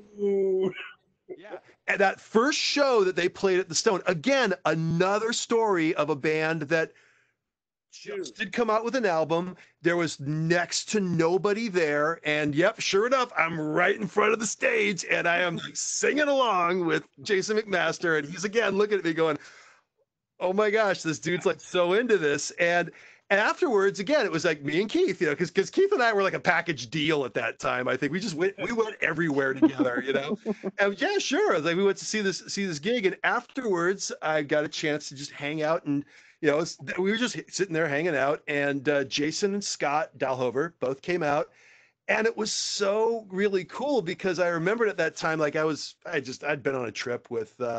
A number of kids because I've been a scout leader forever, and I remember that I was listening to their tape as we went up to the Snake River in Idaho, and while I was in Jackson Hole, I put together this like bone bead necklace and like with various just stuff that I do because like I'm weird like that. And I remember being at the show, just going, "Hey, man, it's totally, just digging their set." And Jason, again, sweetest cat in the world, absolutely amazingly, just humble dude. And he looked at my thing. He says, "Oh my gosh, he's just looking at the necklace I was wearing." I said, "That is an amazing necklace." I said, "You know what? I put this together literally listening to your band. Would you like to have it?" And he just stared at me like, I don't know, like I'd offered him a car or something. And he just said, "You're kidding me, right?" I said, "No, absolutely not." I just handed it over to him, and he put it on him. He's like, he's just staring at me like this little kid who just got this amazing. And he's grabbing buttons off of his jacket, just saying, I can't. He said, "Here, man, what do you want?" And he had this yellow rose of Texas. I thought, that's cool. I said, "All right, if you really want to, I'll trade you the yellow rose of Texas," right? Oh, this That right there is, I'm sorry to interrupt, but that right there is the thing. That is what I loved the most about, I get people like, I, years ago, I was at this place called Goose Town in Willow Glen, and this was before I knew that these kids were playing with my good friend Ryan Reynoso.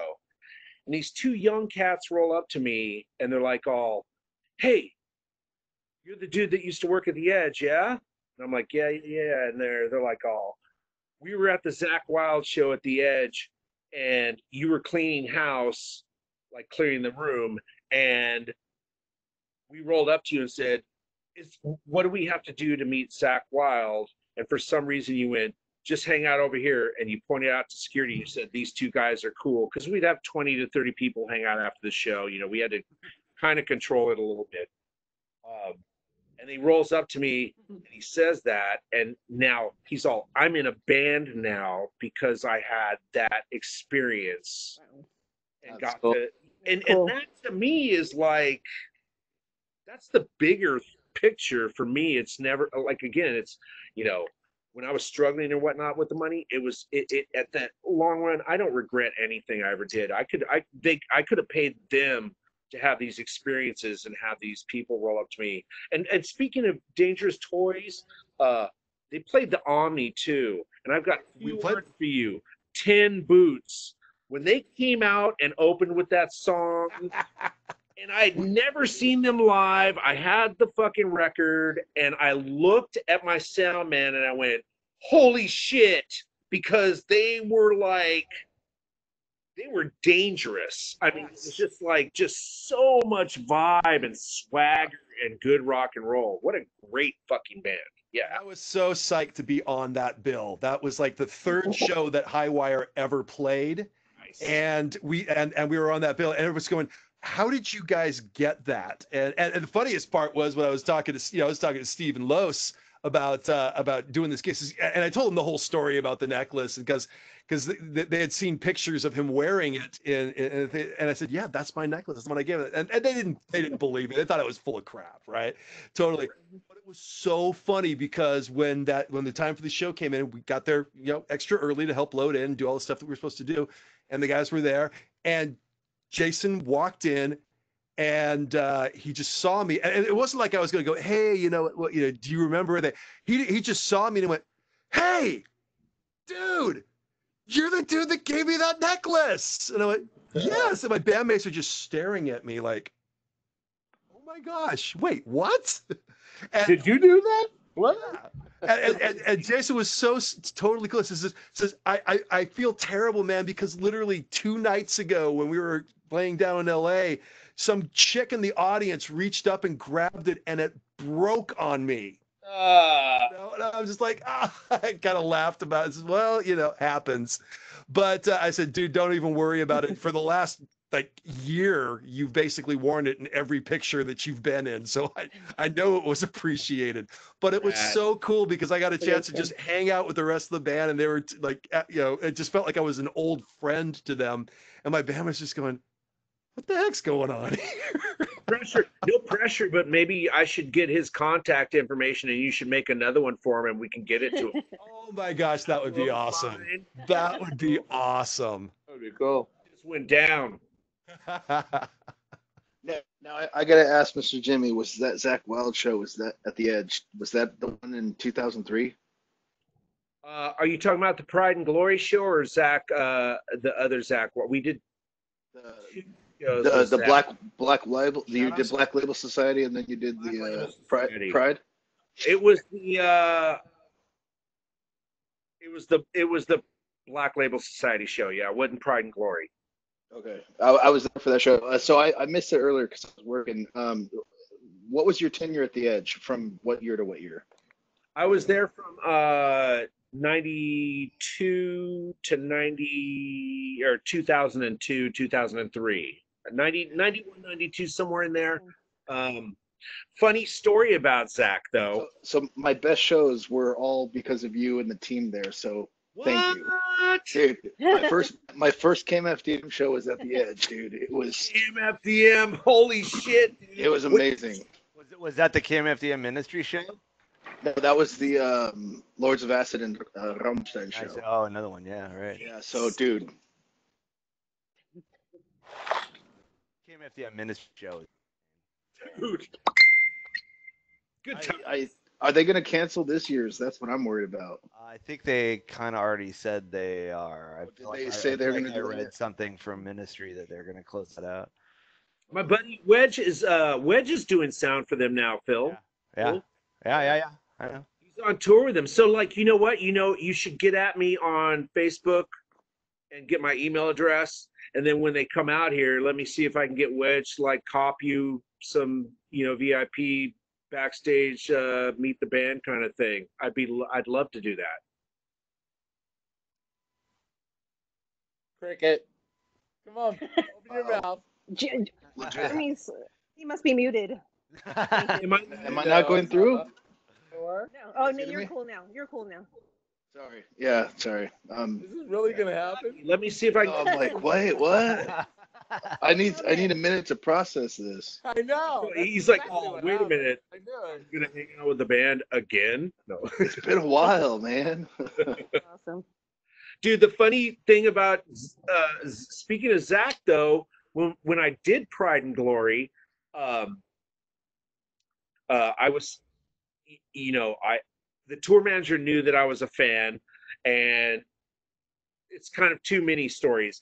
And he goes, hey man, when Zach sound checks, come up and I'll introduce you, and then you can talk to him about his guitars. Because I had a question about that one guitar he had in Ozzy that had all the bottle caps in it. You remember that one? The one that was fucked up? Looked like it had been burned. So I ended up having this conversation with Zach. We ended up hitting it off, which was amazing. And I got to actually put that guitar on and play it through his rig. But the story was that every bottle cap was when he did his first tour with Ozzy Osbourne, he would hammer in a bottle cap from every place he played in Europe. So those were all So like the regional breweries from that neighborhood. Right. He would grab the bottle cap, hammer it into the guitar, and then and that's how this whole mosaic happened. But then we started. I don't even know how we got on the subject, and we started talking about fucking Mortal Kombat, which was the new game at the time, the first Mortal Kombat. This is how long this was. And I go, yeah, by the way, I've got all the fucking cheat codes for the fatalities and the babalities and all this. He's like, what? You need to fax that shit to my fucking hotel tomorrow. So I did. He said facts. He did say facts, I'm sure. Hey, you know what? I don't want to interrupt, but dude, GamePro, I used to copy all those codes and stuff down. I'm a total gamer. Dude, I used to play professionally, so I'm right there with you. Please continue. I mean, it's like, you've got like the extra fucking, it's almost like discovering a band you've never heard of. It's like, now I've got the fucking codes to go in there and fuck around with this. I mean, come on. I am now God. After I faxed him the pages, he has the bus driver come back to the venue the next day, which an artist never did. Once they were gone, they were gone. And he goes, hey man, I want to thank you so much for this. I'm all, here, just take the pages. And I just gave him the pages. He's like, oh dude, you were so rad. Gave me a bunch of guitar picks and was on his way. So I remember the Stone. Violence played the first time Violence ever played at the Stone. I was really hammered. Walking through, yeah, I know, I saw that. And I was walking through the back lobby to go to the bathroom. Somebody bumps into me. Two of my boys were there. And guy looks at me and he goes, you know who the fuck I am? And I'm like, dude, I'm 6'4", you know? 100 and like plus. And he goes, you know who the fuck I am? And I looked at him and it was Lars. Oh shit. And Lars Ulrich was trying to push me around, and two of my buddies backed me off from not beating the shit out of Lars Ulrich. And funny. you know who the fuck I am? You could have totally pulled up Brutus and Popeye My on him. horror Just, story of Stone. Yeah. you could have just like held his head while he's like swinging away. No, and all my buddies are going, dude. Still I going got- to this day, like, you almost beat the shit out of Lars. I go, why didn't you let me? Right. It was such a good story. Oh my god, damn. Hey, you might have beat a sense of rhythm into him. Turned on shit. Anyway. Look, I love Lars, dude. The dude's a weirdo, though, because when we did the first Spastic Children show at the Omni with Jim Martin and Phil and all those guys, somebody from management introduced me to Lars, and they were just starting to throttle. So they were just like, now they were kind of like, they weren't as big as they got, but it was like, holy fuck. And I get introduced to Lars, and the first thing out of his mouth is, as he's drinking on our dime, is, so are you John Nady's son, brother, or what? And I go, have you seen fucking John Nady? He's 6'7", he's Scandinavian, a fucking mulatto. Do you see any resemblance? I mean, are you that out of the loop? Wow. He's like, oh, dude, what the fuck? I suck. And I went, yeah, you kind of do. Oh my God, how rude. Like, his security guys are standing around him going like, this dude just fucking said he sucked, and we're supposed to normally pummel guys and say, and then it was like, we were best buddies for the rest of the night. It was amazing. Oh my God, that's I funny. remember those Spastic. God, I remember whenever Rockin' Broadway when they played over there. That was cool. I even did the Zetro took me to New Zealand party, and Spastic played in a room, and we're all standing around everywhere. Yeah, it was interesting. They were horrible. I mean, they were absolutely horrible. There's videos on YouTube of Spastic Children at the Omni, and I watch them now, and I'm like, oh, we actually paid those guys to do shitty covers. I'm glad you said that, Jimmy, because it was like James Spastic playing Children, so it was drums. packed. Yeah. It was totally packed. But then, like when they actually came on, you're like, ugh. Like it was I'm going to the bathroom. Yeah. I know. It was the event. It was kind of like the thing. It became the drum solo. Sorry, Phil. But James, Sorry, Phil. It became the drum solo. It's time to Hey, go to the big Hey, kiss. you know me. I don't drum solo. Was this an opening really band? cool to see. Playing bass. It was really. That was like the main. God, it was the main. really cool. the I main loved band. watching her playing bass. But then we booked them again. Of course, we're going to book them again because everybody's going to come there. You know what's ironically the funniest thing is everybody always wondered why Metallica never played the Omni, which I kind of wonder myself sometimes, but whatever. And when we booked this probably Larson is probably going to love this. The first time we booked the Four Horsemen at the Omni, everybody thought it was fucking Metallica because that was the famous song they had. Yeah. We had all these gigantic metalheads showing up to a show that was supposed to be a bloodbath, now wanting refunds, and I'm like, nope, no refunds. You're gonna have to deal with it. No refunds, yeah. Y'all thought they were slick. They're all, yeah, I bet this is actually Metallica trying to fly under the radar and shit. That voice of Colt with soft white underbelly. It's like, oh shit, dude, we Exactly. need to take us that. Take us like Jimmy, did you? $10, you cheap ass? I really think Omni really it took over after kind of Ruthie's kind of took a dive and it kind of went under. Omni really took over, and I really everyone gives Ruthie's that edge, like, oh, Ruthie's was the no. I really do think, yeah, Ruthie's did give it was the beginning of it, but Omni let it ride. Mhm. I really don't think a lot of people really understand that Omni made it ride. Omni, yeah, Right. Stone and Exactly. all those guys. Well, there's no Wes, who ran Ruthie's in. Ironically, a black man was the guy who basically started everything we know about Bay Area thrash. Right. And Right. I knew about Wes more than I knew about Bill Graham, and I respected. No disrespect to Bill, but I respected Wes because he was the CBGBs of fucking the San Francisco Bay Area. I mean, that was like the beginning of punk in America. And I had the pleasure of, you know, I was very aware that I was carrying on his legacy. So whenever I had a chance to hang out with him, he'd come to the Omni quite frequently on my, you know, it's like, I'm coming over. It's like, I want to pay to get in. It's like, no, fuck you. You're not paying to get in. I'm going to fuck and get whatever you need. I've got you. Don't even trip. And we would have chats, and it was like, he was very inspiring to me. He had a lot to do, him and Tambray Bryant had a lot to do with me deciding this is what I want to do with the rest of my life. I want to book shows because it was just like, that is very cool.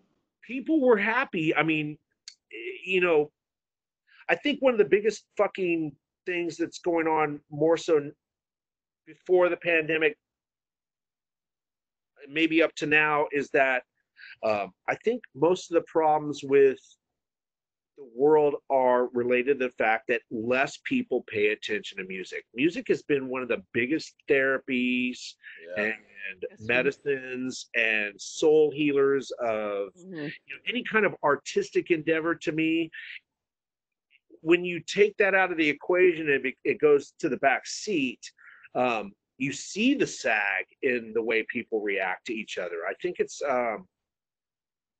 that's another reason why I'm so excited right now, because people are now emotionally attached to music again, and getting more so. And it's just like, I think we probably need that as people more than a lot of other things we think we need right now. I agree. Totally agree. I'm going to add one more.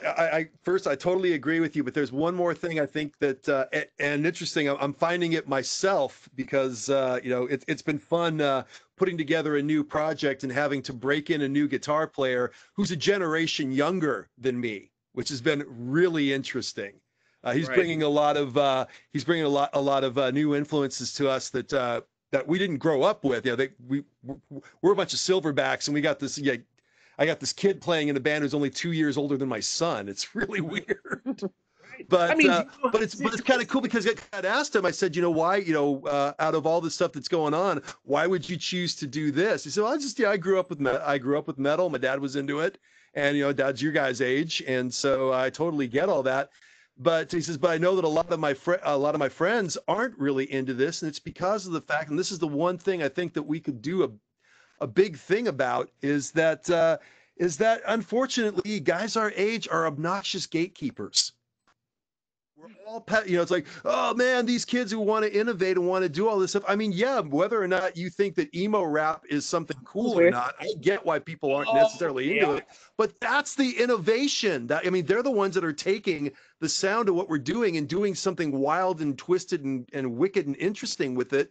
And you know, older people are just like, if it's not 1990, they don't want to hear it.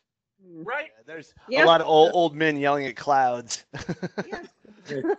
I'm one of them, dude. My 16-year-old niece plays music, and I'm like, what the hell is she listening to? But you know, and I respect her for that. But I'm also teaching her about old metal and old rock and stuff like that. And we've got because she'll make it her own. Yeah. But it is so nice to be able to have a guitar player that comes in now and is like, you know, this is a kid who's been raised on Park Lane Drive. I'm like, I didn't know who they were until a couple of years ago. But okay, cool. and I'm sure he's opened your guys' eyes to potentially new sounds, new innovations. You know, like me, my little quick segue is I love America, not the country. I mean, not the country, but the band in this case.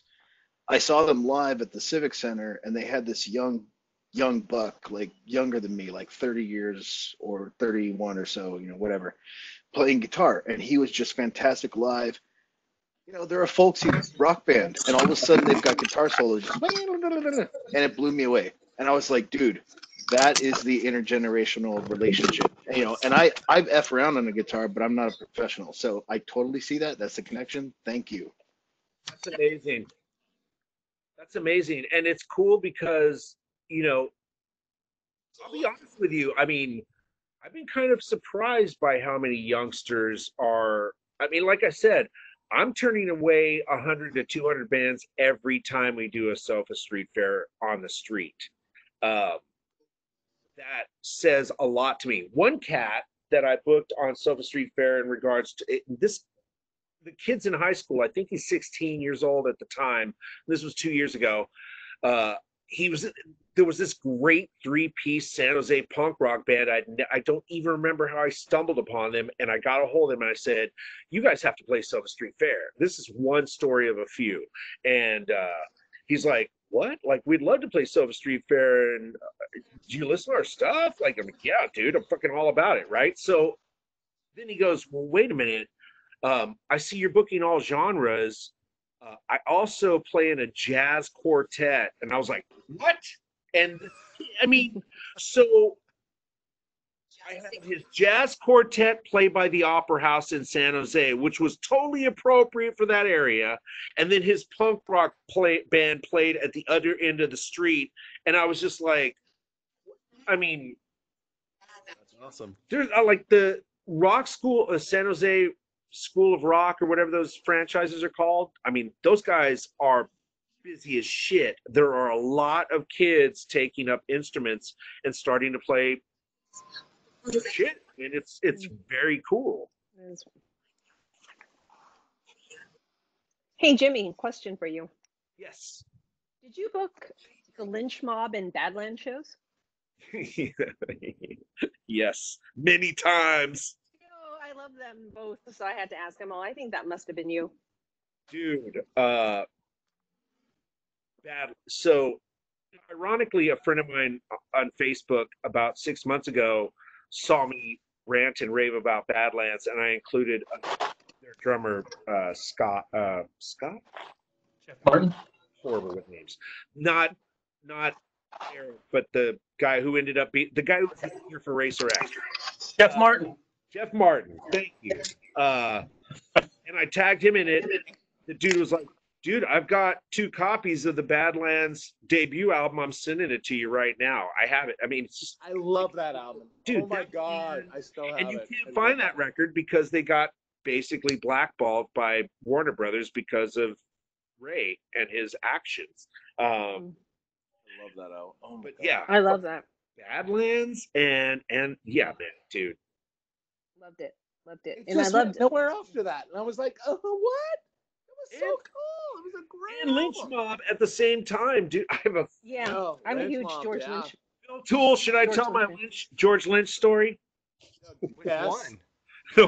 Which I one? love George Lynch. Wait, is it So going to George soil Lynch- his memory? Wait. Wait. I need a moment. I love him. It's like I even had a license plate on my car, Ms. Scary, for the longest time. Oh, really? nice. Oh. You've Okay, met- I'm ready. You've met him, We'll yes. give you No, shit I about haven't. that I don't later, want but to it's because okay. I'm scared. Oh I my might be a God, dick. dude. I'm scared. I still You love and me, him. we're gonna make that happen. When Oh my he's God. here, Hurry up. if you want me to hook up an interview with you and him on this, I Oh got my you. God. Oh, Email me, Marge. remind me. I'll get him involved. I'll get at him. Awesome. There you go, Marge. Me and Jimmy helped George Lynch get into a band with a friend of ours. Really? Yeah. Oh my God. Wow. Small world. I'm like, I knew one day maybe I would meet Oh him. my God. I'll send the picture of me with my car I'm with at my. your house when this all happens, right? Yeah. That's I'll scary. be glad to connect the two of you. He would probably love to do something like this. Oh. Super Okay, ham. so- So the first time I booked Lynch Mob was at One Step Beyond, and they had just released Wicked Sensations, which is probably one of my most favorite underrated Love it. rock and roll albums Love that. all fucking time. I'll be honest. And at the time, they thought that he was going to be such a big deal. He was managed by Freddie DeMann, who also managed Madonna, DeMann Entertainment. One of the biggest managers in the world at the time was managing Lynch Mob, which meant that the label, everybody was spending a lot of money. So he had a tour manager named Steve, who I had met before from another band. I can't remember which one. And so it was a big deal. And I barely ever went to the One Step Beyond because I was close to the Omni and the Stone. It was easier for me to get there. But this show I had to be there because not only was I a Lynch freak, but I was all about seeing my friend Steve. So everything, it's the show's sold out. We did 3 nights with the Lynch Mob, one at the One Step, one at the Omni, one at the Stone. All 3 shows sold out. It was a big fucking deal. Original lineup, Tony Logan, the whole 9. And I get this call on the radio that Steve needs to talk to me backstage at the One Step Beyond. And if you're familiar with the One Step Beyond dressing room, Yes.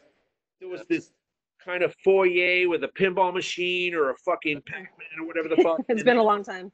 3 rooms, 1 gigantic room and 2 baby rooms. And the gigantic room was for the headliner, and the baby rooms were the openers if they were lucky enough to even be back there. Sometimes the headliner took all of it. This time Lynch was totally cool with his opening bands. So I roll into the area, and of course there's people standing at the backstage door already wanting to get autographs. Lynch Mob is not even on stage yet. And the door is cracked to the dressing room, and George is in there wailing shirtless on one of his guitar players, and I guess his tech guy is just sitting there kind of like on hand in case something goes on. And Steve's all, hey man, what's going on? Everything cool? And I go, yeah. And he starts talking to me about what we're going to settle during the band. While the band's on, you and I are going to settle. We'll get the numbers. You'll pay me. So that way when we're done, we can split and go to a hotel because we got to play for you guys again the next 2 nights. I'm like, totally cool.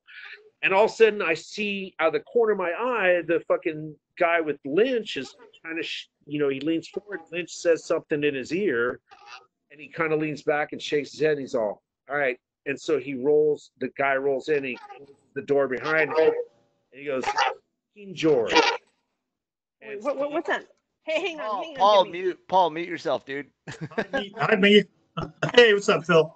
Hey, put yourself on mute, because there's a noise coming on from you.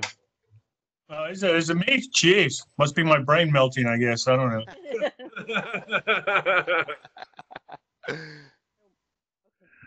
So Go, fucking wait. Okay. What is that sound? And so Weird. Steve Powell, his manager, goes, what's the deal to the guy, the guitar tech guy? And he goes, fucking George, man, he needs a roll of toilet paper. And I'm thinking, that doesn't sound weird to me. I look at Steve and I go, you want me to just go get a wrapped roll of toilet paper? Because Ann, our night manager, she had a bunch in her office, and he goes, yeah, man, if that'd be cool. And I'm like, no problem. So I haul ass to the office, grab the roll of toilet paper.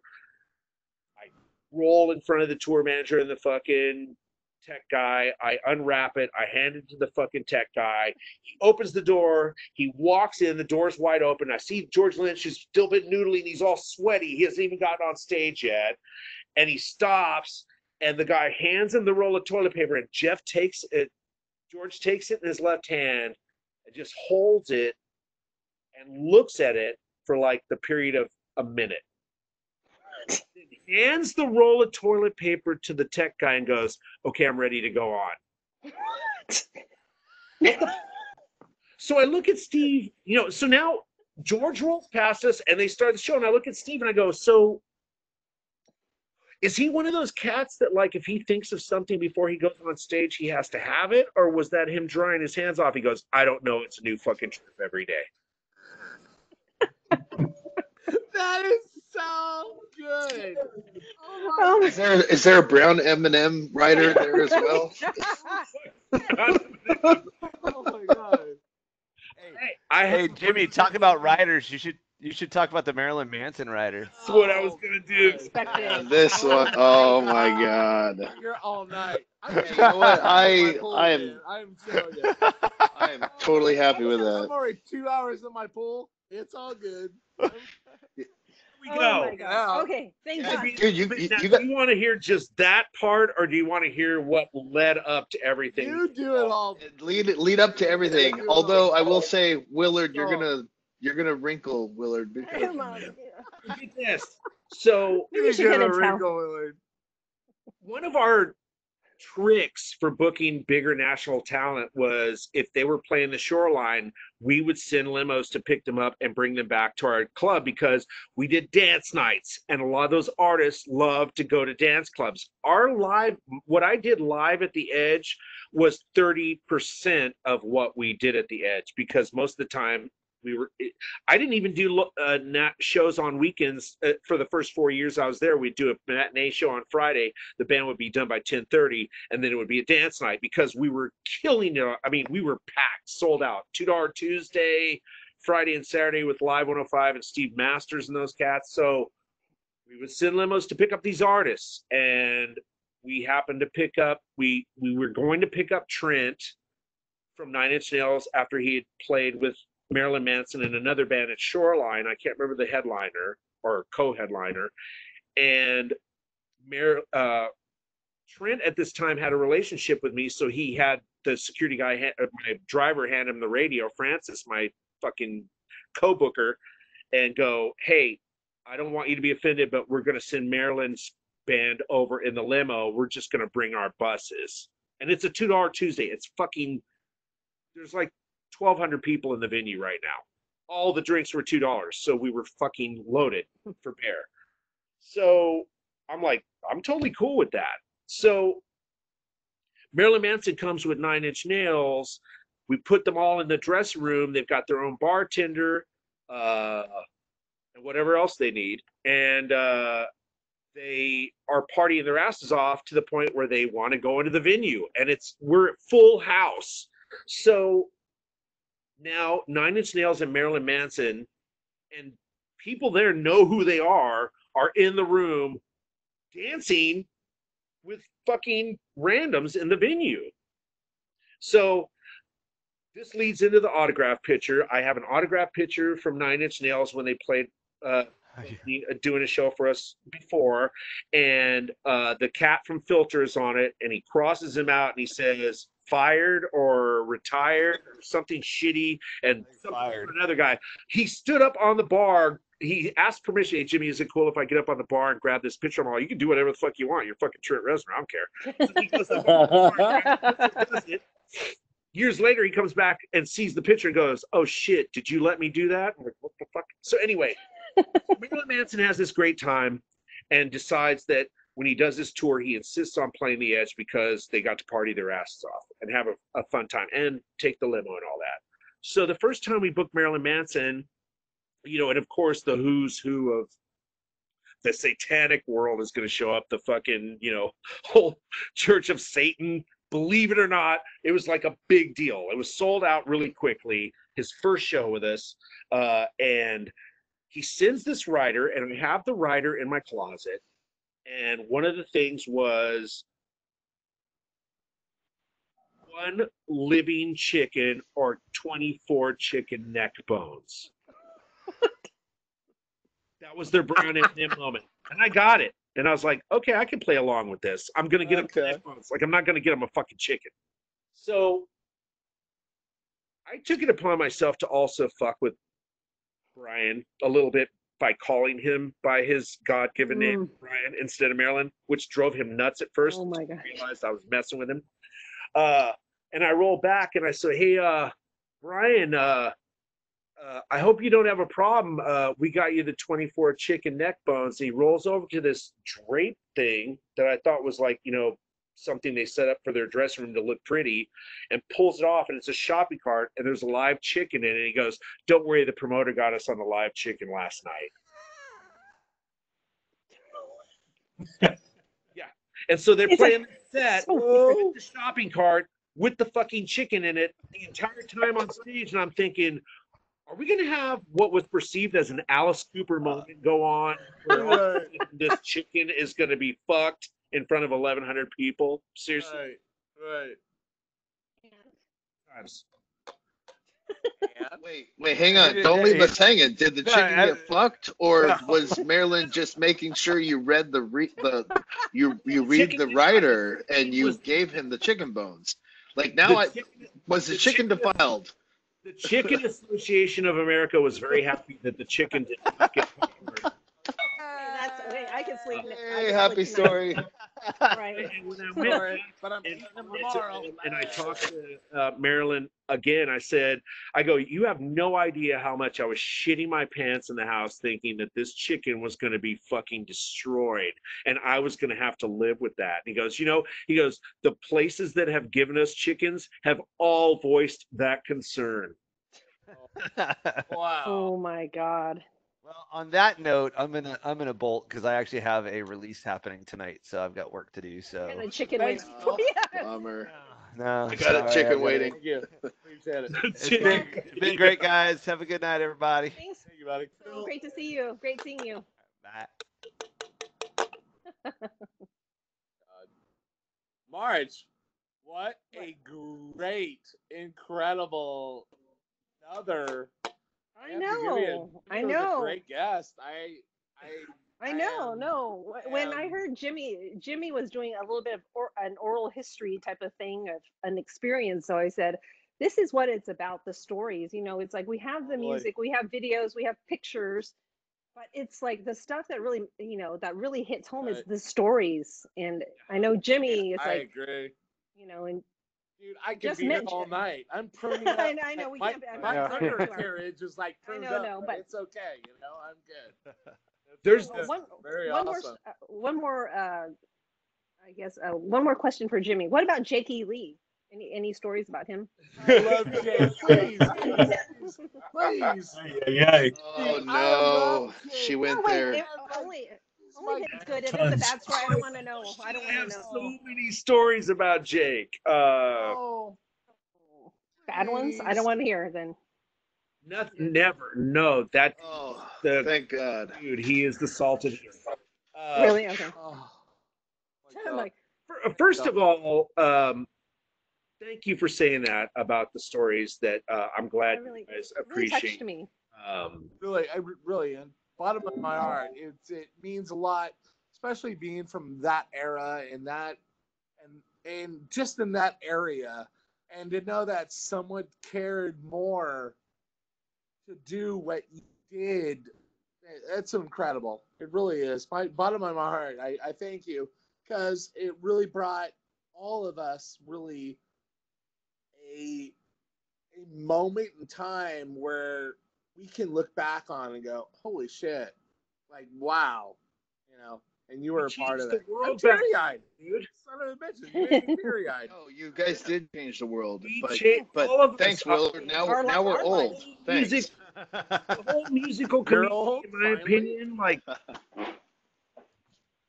I hope it goes back to that. I mean, I really do think it is. I don't think it'll ever be as extreme as it was back then, but I think that I think music's going to be okay. I think music's going to be in the best position it's been in 14 years, and I'm so fucking ready for it because God, we need that more than anything right now. I agree. If I could ask of you, so the '80s, there was the underground, then there was the '80s hair metal, atop, the radio friendly, and then the stuff that people really were listening to. Nirvana, grunge, and all of the other sludge metal, and whoever made it or didn't make it, they defined for that next generation. Yeah. Do you feel that we're at the precipice of the next crop of bands to create that new genre, that new era, whilst also still same formula as before? The radio friendlier bands and then the underground independent salt of the earth type. I personally believe that we are about to see the death of the prefab pop artist. Yay. We're not buying that bullshit anymore. And I'm not talking about like the Lady Gagas who are legitimately fucking great artists. I'm talking about Yeah, these the bullshit. auto-tune bullshit that like you can just, It's weird. I mean, Logic and at the same time, I love Poppy. I'm a huge Poppy fan right now. Most of my friends can't stand her, but I think for some reason there's something a little bit dissonant about her that I kind of dig. But I think that overall, would I think that a Madonna could happen now? No, I think that time's over. At the same time, I think probably about 3 years ago, I started to see a lot of great new rock and roll come out of Europe. There's a band called Electric Mary out of Australia who are fucking absolutely kick ass. The Almighty, who have been around for a long fucking time. Islands. Dude, there's just like there's some great rock and roll happening right now. And ironically, also in Europe, and of course, Sweden always, or, you know, those kind of countries always have their American rock and roll bands because they love that kind of music, just like Japan does. But it's like there are a lot of great rock and roll bands that have come out in the last couple of years. What's the Go Honey something Honey? I'll find the name of the band. But it's just like there's a lot of rock and roll out there. But do I think that we're about to see something happen in that genre? I think that rock and roll is going to make a comeback with a bunch of new bands that have that kind of spirit. I think that right now, you know, and dark bands, I think that even the alternative world, you know, it's like, where's our new Depeche Mode, so to speak? Where's our new Fields of the Nephilim goth bands? You know, these like really, it's time for, I think that we're going to see a lot of new music come out, and I think that it's going to change. Again, I still think that this is a great time for music. I think people are going to start making money at it again. And I think that people are ready to hear something people are rough right now, you know? You can't put on Highway to Hell or Back in Black and not feel like you just fucking fought a, 12-round fight. And people kind of like great meditation exhaustion moment, you know? But yeah, but I mean, the music that's going to come out of this moment for artists that are, true to their worth and true to their passions is going to be so emotional and so potentially impactful if the right amount of people hear it, and that's what scares me, is because there's going to be so many great bands that are going to start creating some of the most amazing music, and yet because the candy ass auto-tune bullcrap is what everyone hears on the radio now, we're going to miss a lot of it. Right. But it's also how we are going to be able to hear it. I think at this present moment, how many bands are out there really just sitting there making great music in a garage? Just sitting there in this pandemic that we're in.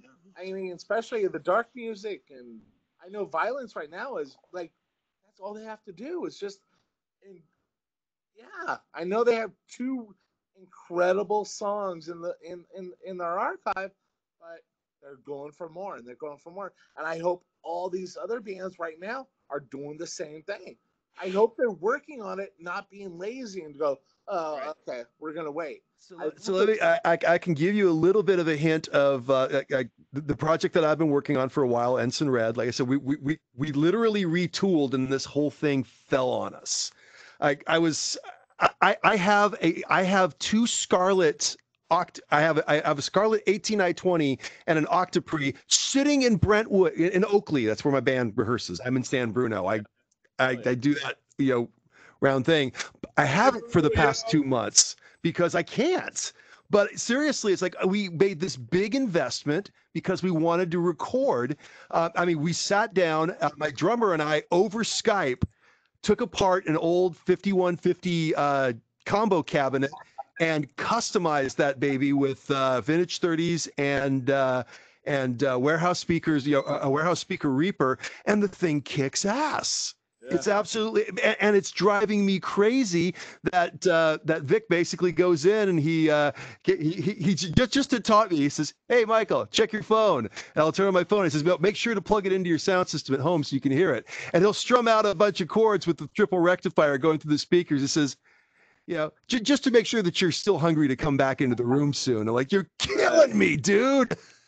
But because of this, we do Skype writing sessions. We actually get together over stuff, and it's we can't play in real time. It just doesn't work that way, unfortunately. I don't have the money to get Dante, so I'm not going to be able to do audio over IP, not yet. But this is at least our compromise, and what we've been doing is we've kind of put this patchwork together so that we all can work on stuff. and we can send files around to each other without having to completely deconstruct everything, which has been kind of nice. I mean, we're not quite to the level where everybody's running the exact same DAW and the exact same plugins. That would be sweet. But we have. I mean, it's been like we spent the last several months up until this happened. We were so excited. We put this Mackie headphone amp in, and our drummer went out and got a Roland electronic drum kit just so that he could have an excuse to play 24/7. You know, so that if he wanted to practice at 3 o'clock in the morning, he could. He wasn't going to wake up his neighbors or the rest of his family. And the cool thing is that way he can plug in, and when we get on a Skype call, he can just. I'm just hearing the audio, and we can like go back and forth to what we're doing.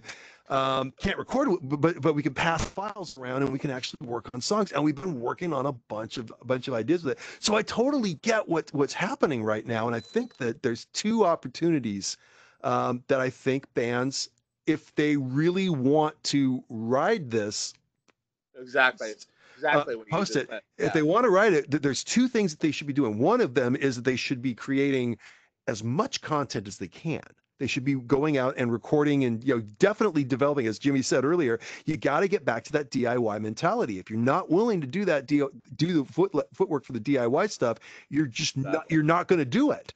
You know, and for us, what that's meant is that we iterate. We've become our own producers, and I'm pushing every one of us. I'm saying every single one of us should be able to have whatever it takes. We should be able to run mixes from our house, be able to do what we have to do to run mixes from our house so that we can get together and listen as a team and go, that's crap. And that's, I mean, believe me, we do it. Almost every time we get together, we say, hey, what do you guys think of this? It's a little hollow. It's a little scooped. It doesn't quite have the feeling. There should be some more, you know, and each time that we do it, we learn a little bit more. And I think that bands are going to have to develop that. I really hope they are. Yeah.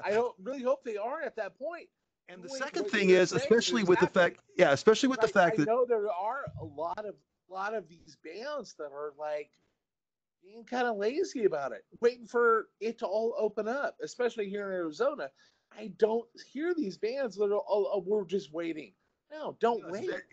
And the other thing that I think would be really, and that I think bands should take advantage of, and I wish that we were taking advantage of it and figuring out ways that we could do so. Like bigger bands that are able to have interfaces that run Dante totally have this down. Yeah, I got to admit it. It's like during this pandemic, I'm not going to go out and spend $5,000 for a Focusrite Red just so that and repeat it times 4, so that we can all do things synchronously. I wish it would be awesome, but that's a little bit too spendy for our blood at this time. But even if you had to go back a little bit and send physical media through the mail, that's what a lot of the groups did whose members were international anyway, right? They would just record it on a DAT or a CD or a cassette, and they'd send it along. Yeah, absolutely. And it's just an evolution of the same thing. It's exactly it. And I think in a lot of ways, I mean, one of the things, I mean, this is a soapbox to me. Jimmy's heard me say that, seen me say it, not heard me. But I mean, I'm basically of the mind that I am so sick of the metal albums and, hard rock, whatever you want to call it, I'm literally having this argument with people where they're listening to what Ensign Red is, and they're like, well, that's not really heavy metal. It's like, oh, please shut up. Call us what you want to. I don't care as long as you listen. Really, I don't care. But the point is that I am so sick of the time-aligned, perfectly gridded, sample replaced drums and everybody with the, vintage 30 run through the SM57 with the PV 5150 and the scoop. Like everybody's doing the exact same thing. Yeah, you want something out of the norm. Yeah, don't have something out of the norm, and that's what we're leave your imperfections in when we record it. Exactly. Don't clean it up. Exactly. Yeah, leave it a little rough cut, like early Pixies, or Melvins. Just leave the mistake in there. Just let it go. The Melvins. I love them. But the thing that to finish this out, sorry, because I ramble. I apologize. But I think what what I think what I think bands should be doing, if like I was going to say, like what I want us to be doing, and I'm trying to aim for it, is once these songs are together, is that bands should be putting this stuff out on platforms like, if they got Bandcamp, that's great, but put together stuff on YouTube, put together personal content on YouTube, be silly, have a Q&A thing where your band gets together and just answer, have your friends just write up a bunch and do a few things, where you just talk about what you're doing, actually say, hey, are you interested in seeing how we're tracking, drums through these interfaces? How we're doing this stuff and converting it in real time. Would you be interested? One of the things that I want to do, and I'm actually working on it, is to say, hey, how would you as a metal band like to see how a singer, if he's not 100% sure what he's doing, instead of blowing out his vocals, how would you like to see what I do, what I use a Vocaloid for? I actually have Vocaloid software so that I can sit down and think out what I want to do and listen to it and go, yeah, I think I can make that work. Or say, you know what? I want to tune this up. I'd like to try this in a different key and not have to go, okay, let me go record that again. No, I like it in this, and go record it again. This way I can just work with the application. I can try out harmonies that are not exact matches and just do weird stuff and go, I like that, cool. And then I go along and track with it. I think it would be kind of cool for bands to say, would you like to see a little bit of our magic? And it might be something that you've never thought of doing. I think bands and a little behind the curtain. Wizard of Oz behind the curtain. I'm going to interrupt you a little bit. I mean, that's the thing also that I think is important, especially now. We're going to get back to Jakey Lee, I promise. I was like, just one. I feel terrible. I feel terrible for derailing that. Oh yeah, AirPods are dying. You hit on something that I agree with. I mean, it's like I'm in two bands. I'm in Swamp Hammer, and I'm in a band called He Who Greets with Fire. He Who Greets with Fire is with Phil, who just left, and we're just like this kind of left of field. I don't know what we are, but we're weird. Our whole premise is to have our favorite Bay Area local singers guest on. They are going to write the lyrics and sing on each one of these tracks that we're planning on releasing, 13 that we're planning on releasing. We're also planning on putting together videos where you never see the band for at least 4 videos. It's just like we have one song called The French Connection that's an instrumental that we basically have chopped up all of the best car chase scenes from the 70s. Cool. To the soundtrack. And just randomly, like, take video of you walking down the street. You don't have to say a fucking word, and throw it up on the YouTube page, because you're now creating content that's a little bit, I mean, all musicians are usually also painters or poets or an act or whatever. So it's like, why not throw all of your stuff out on the canvas and bring your fan base in? They feel more personal with you. You're not just releasing machine gun videos of your band, which anybody could do. Now you're, like you said, pulling back the curtain, letting them be a part of it. It's cool. It's a great idea. Yeah. So Jake. So Jake, let's go to the Jake. One AirPod is totally dead. That's what we were actually talking about. Okay. A short Jakey Lee story is that. Oh, I was elongated. I loved it. All right. We're gonna end up not seeing Willard. He's just gonna be in the dark in the pool with a white claw. I've got a light on. I've got a ring light. Check it out. You remember? Some of you know the infamous limo burning at the Rock Bar. You know about that? The Rock Bar where the limo went up in flames. That was I didn't know. That was the day we went to pick up the Jakey Lee band, sans Jakey Lee. What? There's a picture on my website, on my Facebook webpage, of the limo in flames. And this was right when I started to despise the people I was working for. So it was very funny to me. No. So the band decided, since Jakey was flying in on a later flight, knew that he would see the news, because all of a sudden it was on Blabbermouth and Classic Rock and national news. Like, there's this limo on fire on fucking 280 or whatever freeway it was. So anyway, the band decides as a joke to go find a guitar that looks like Jakey's and set it on fire and tell him that they couldn't rescue his infamous #1 white Strat. Oh, my God. no. I'm there, and we're waiting for, and we're in the loading dock, and they've got it sitting on this table or whatever the fuck is back there, and he rolls back and he looks at the guitar, and they're like, "Oh, hey man, we're sorry, we tried to save your guitar," and he's all, "That's not my guitar," and just kept walking, and we're like, "Oh." I mean, they even put a Charvel decal on the headstock. So he would think it was his. He did. Does the mother know their own child? That's not my fucking guitar. Hey, that's not necessarily fair, man. Because I've lost my daughter at mi pueblo, and when you're trying to look for one little brown girl with a bunch of other brown girls, it's really hard. All right. And when you're screaming out like "hija," like "hija." Well, I lost my daughter at mi pueblo one time, and she's brown, and so they were like, you know, what the hell's wrong with you? You guys are killing But anyway, This took a it's very way similar. weird turn. It's okay. It's okay. I'm in my pool. I don't give a shit. It doesn't matter. Okay. Thank you so much. This was awesome. We have to do a part 2. I'm like, this guy has so much experience and stories. It's like, This was amazing. Thank we you. need to do a part 2. Great. If you would like to come again, we would love to have you. Jimmy, I would love to. Absolutely. I'd be honored to be a part of this. Yeah, Sure. when March started telling me who Jimmy was, like early in the day, I'm like, oh shit, I can't wait. And then when we started hearing everything, like, dude, I'm sitting here. I've been in the pool for what, 2.5 hours? So this is his way of saying I'm fanboying right now. Yes. Please come back.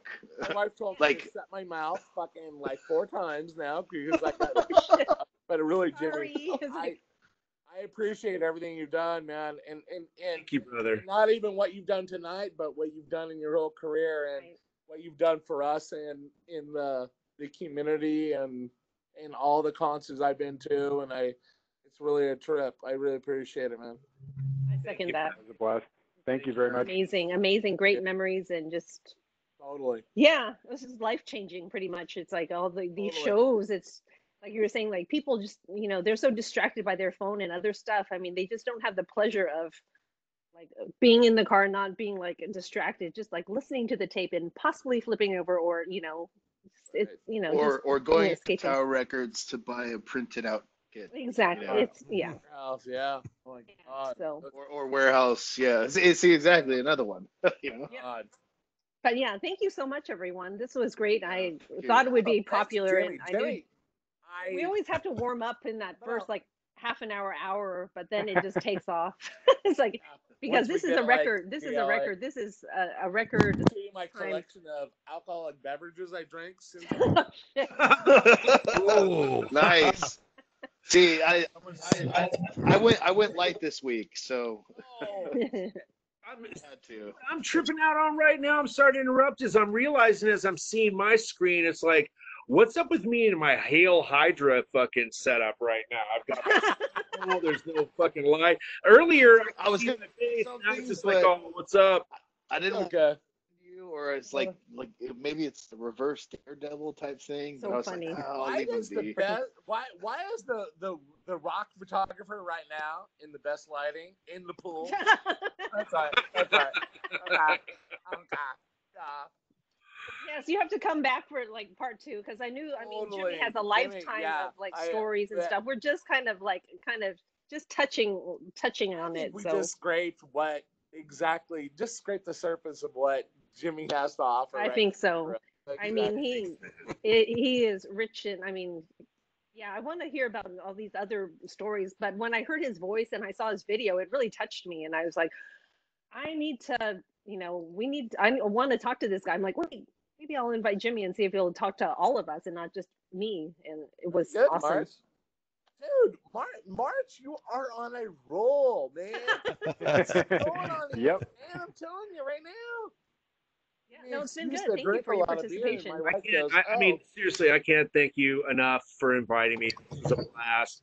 You guys have all been hella cool. Thank you for all the great It's fun. questions. no, Now, Yeah. it's our Have a nice pleasure. Total have a nice pleasure. weekend, and please, please join. It's like, just because you might not be the main guest, but you probably will end up being like the person with all the Yeah. questions if you come, will and add then to the you're combo. here. Do any one of these. Just let me know when these are happening. I'd love to hang out and just listen to Yeah. other stuff too. Yeah. Awesome. You're So badass. yeah, and I I'll appreciate I'll everything. send that George my Miss Scary license plate thing. So, oh my God, I would totally die. Yeah. I'll put it on my Make- page so you make guys that can have a My good laugh. little lynch. My lynch mob. Yeah. Right. Yeah. Thank you so much. Love you guys, and we'll see you next I week. gotta get out of the pool, man. I'm Please, struggling yes. wearing- My wife is really worried about you. You're like a I razor mean, now, man. dude, Yeah. there's shrinkage That's in the what she pool, said, so right? now you got Major super shrinkage. shrinkage. Major So, shrinkage. Love you guys. I love all you guys. Bye. Bye. good night, guys. Thank you.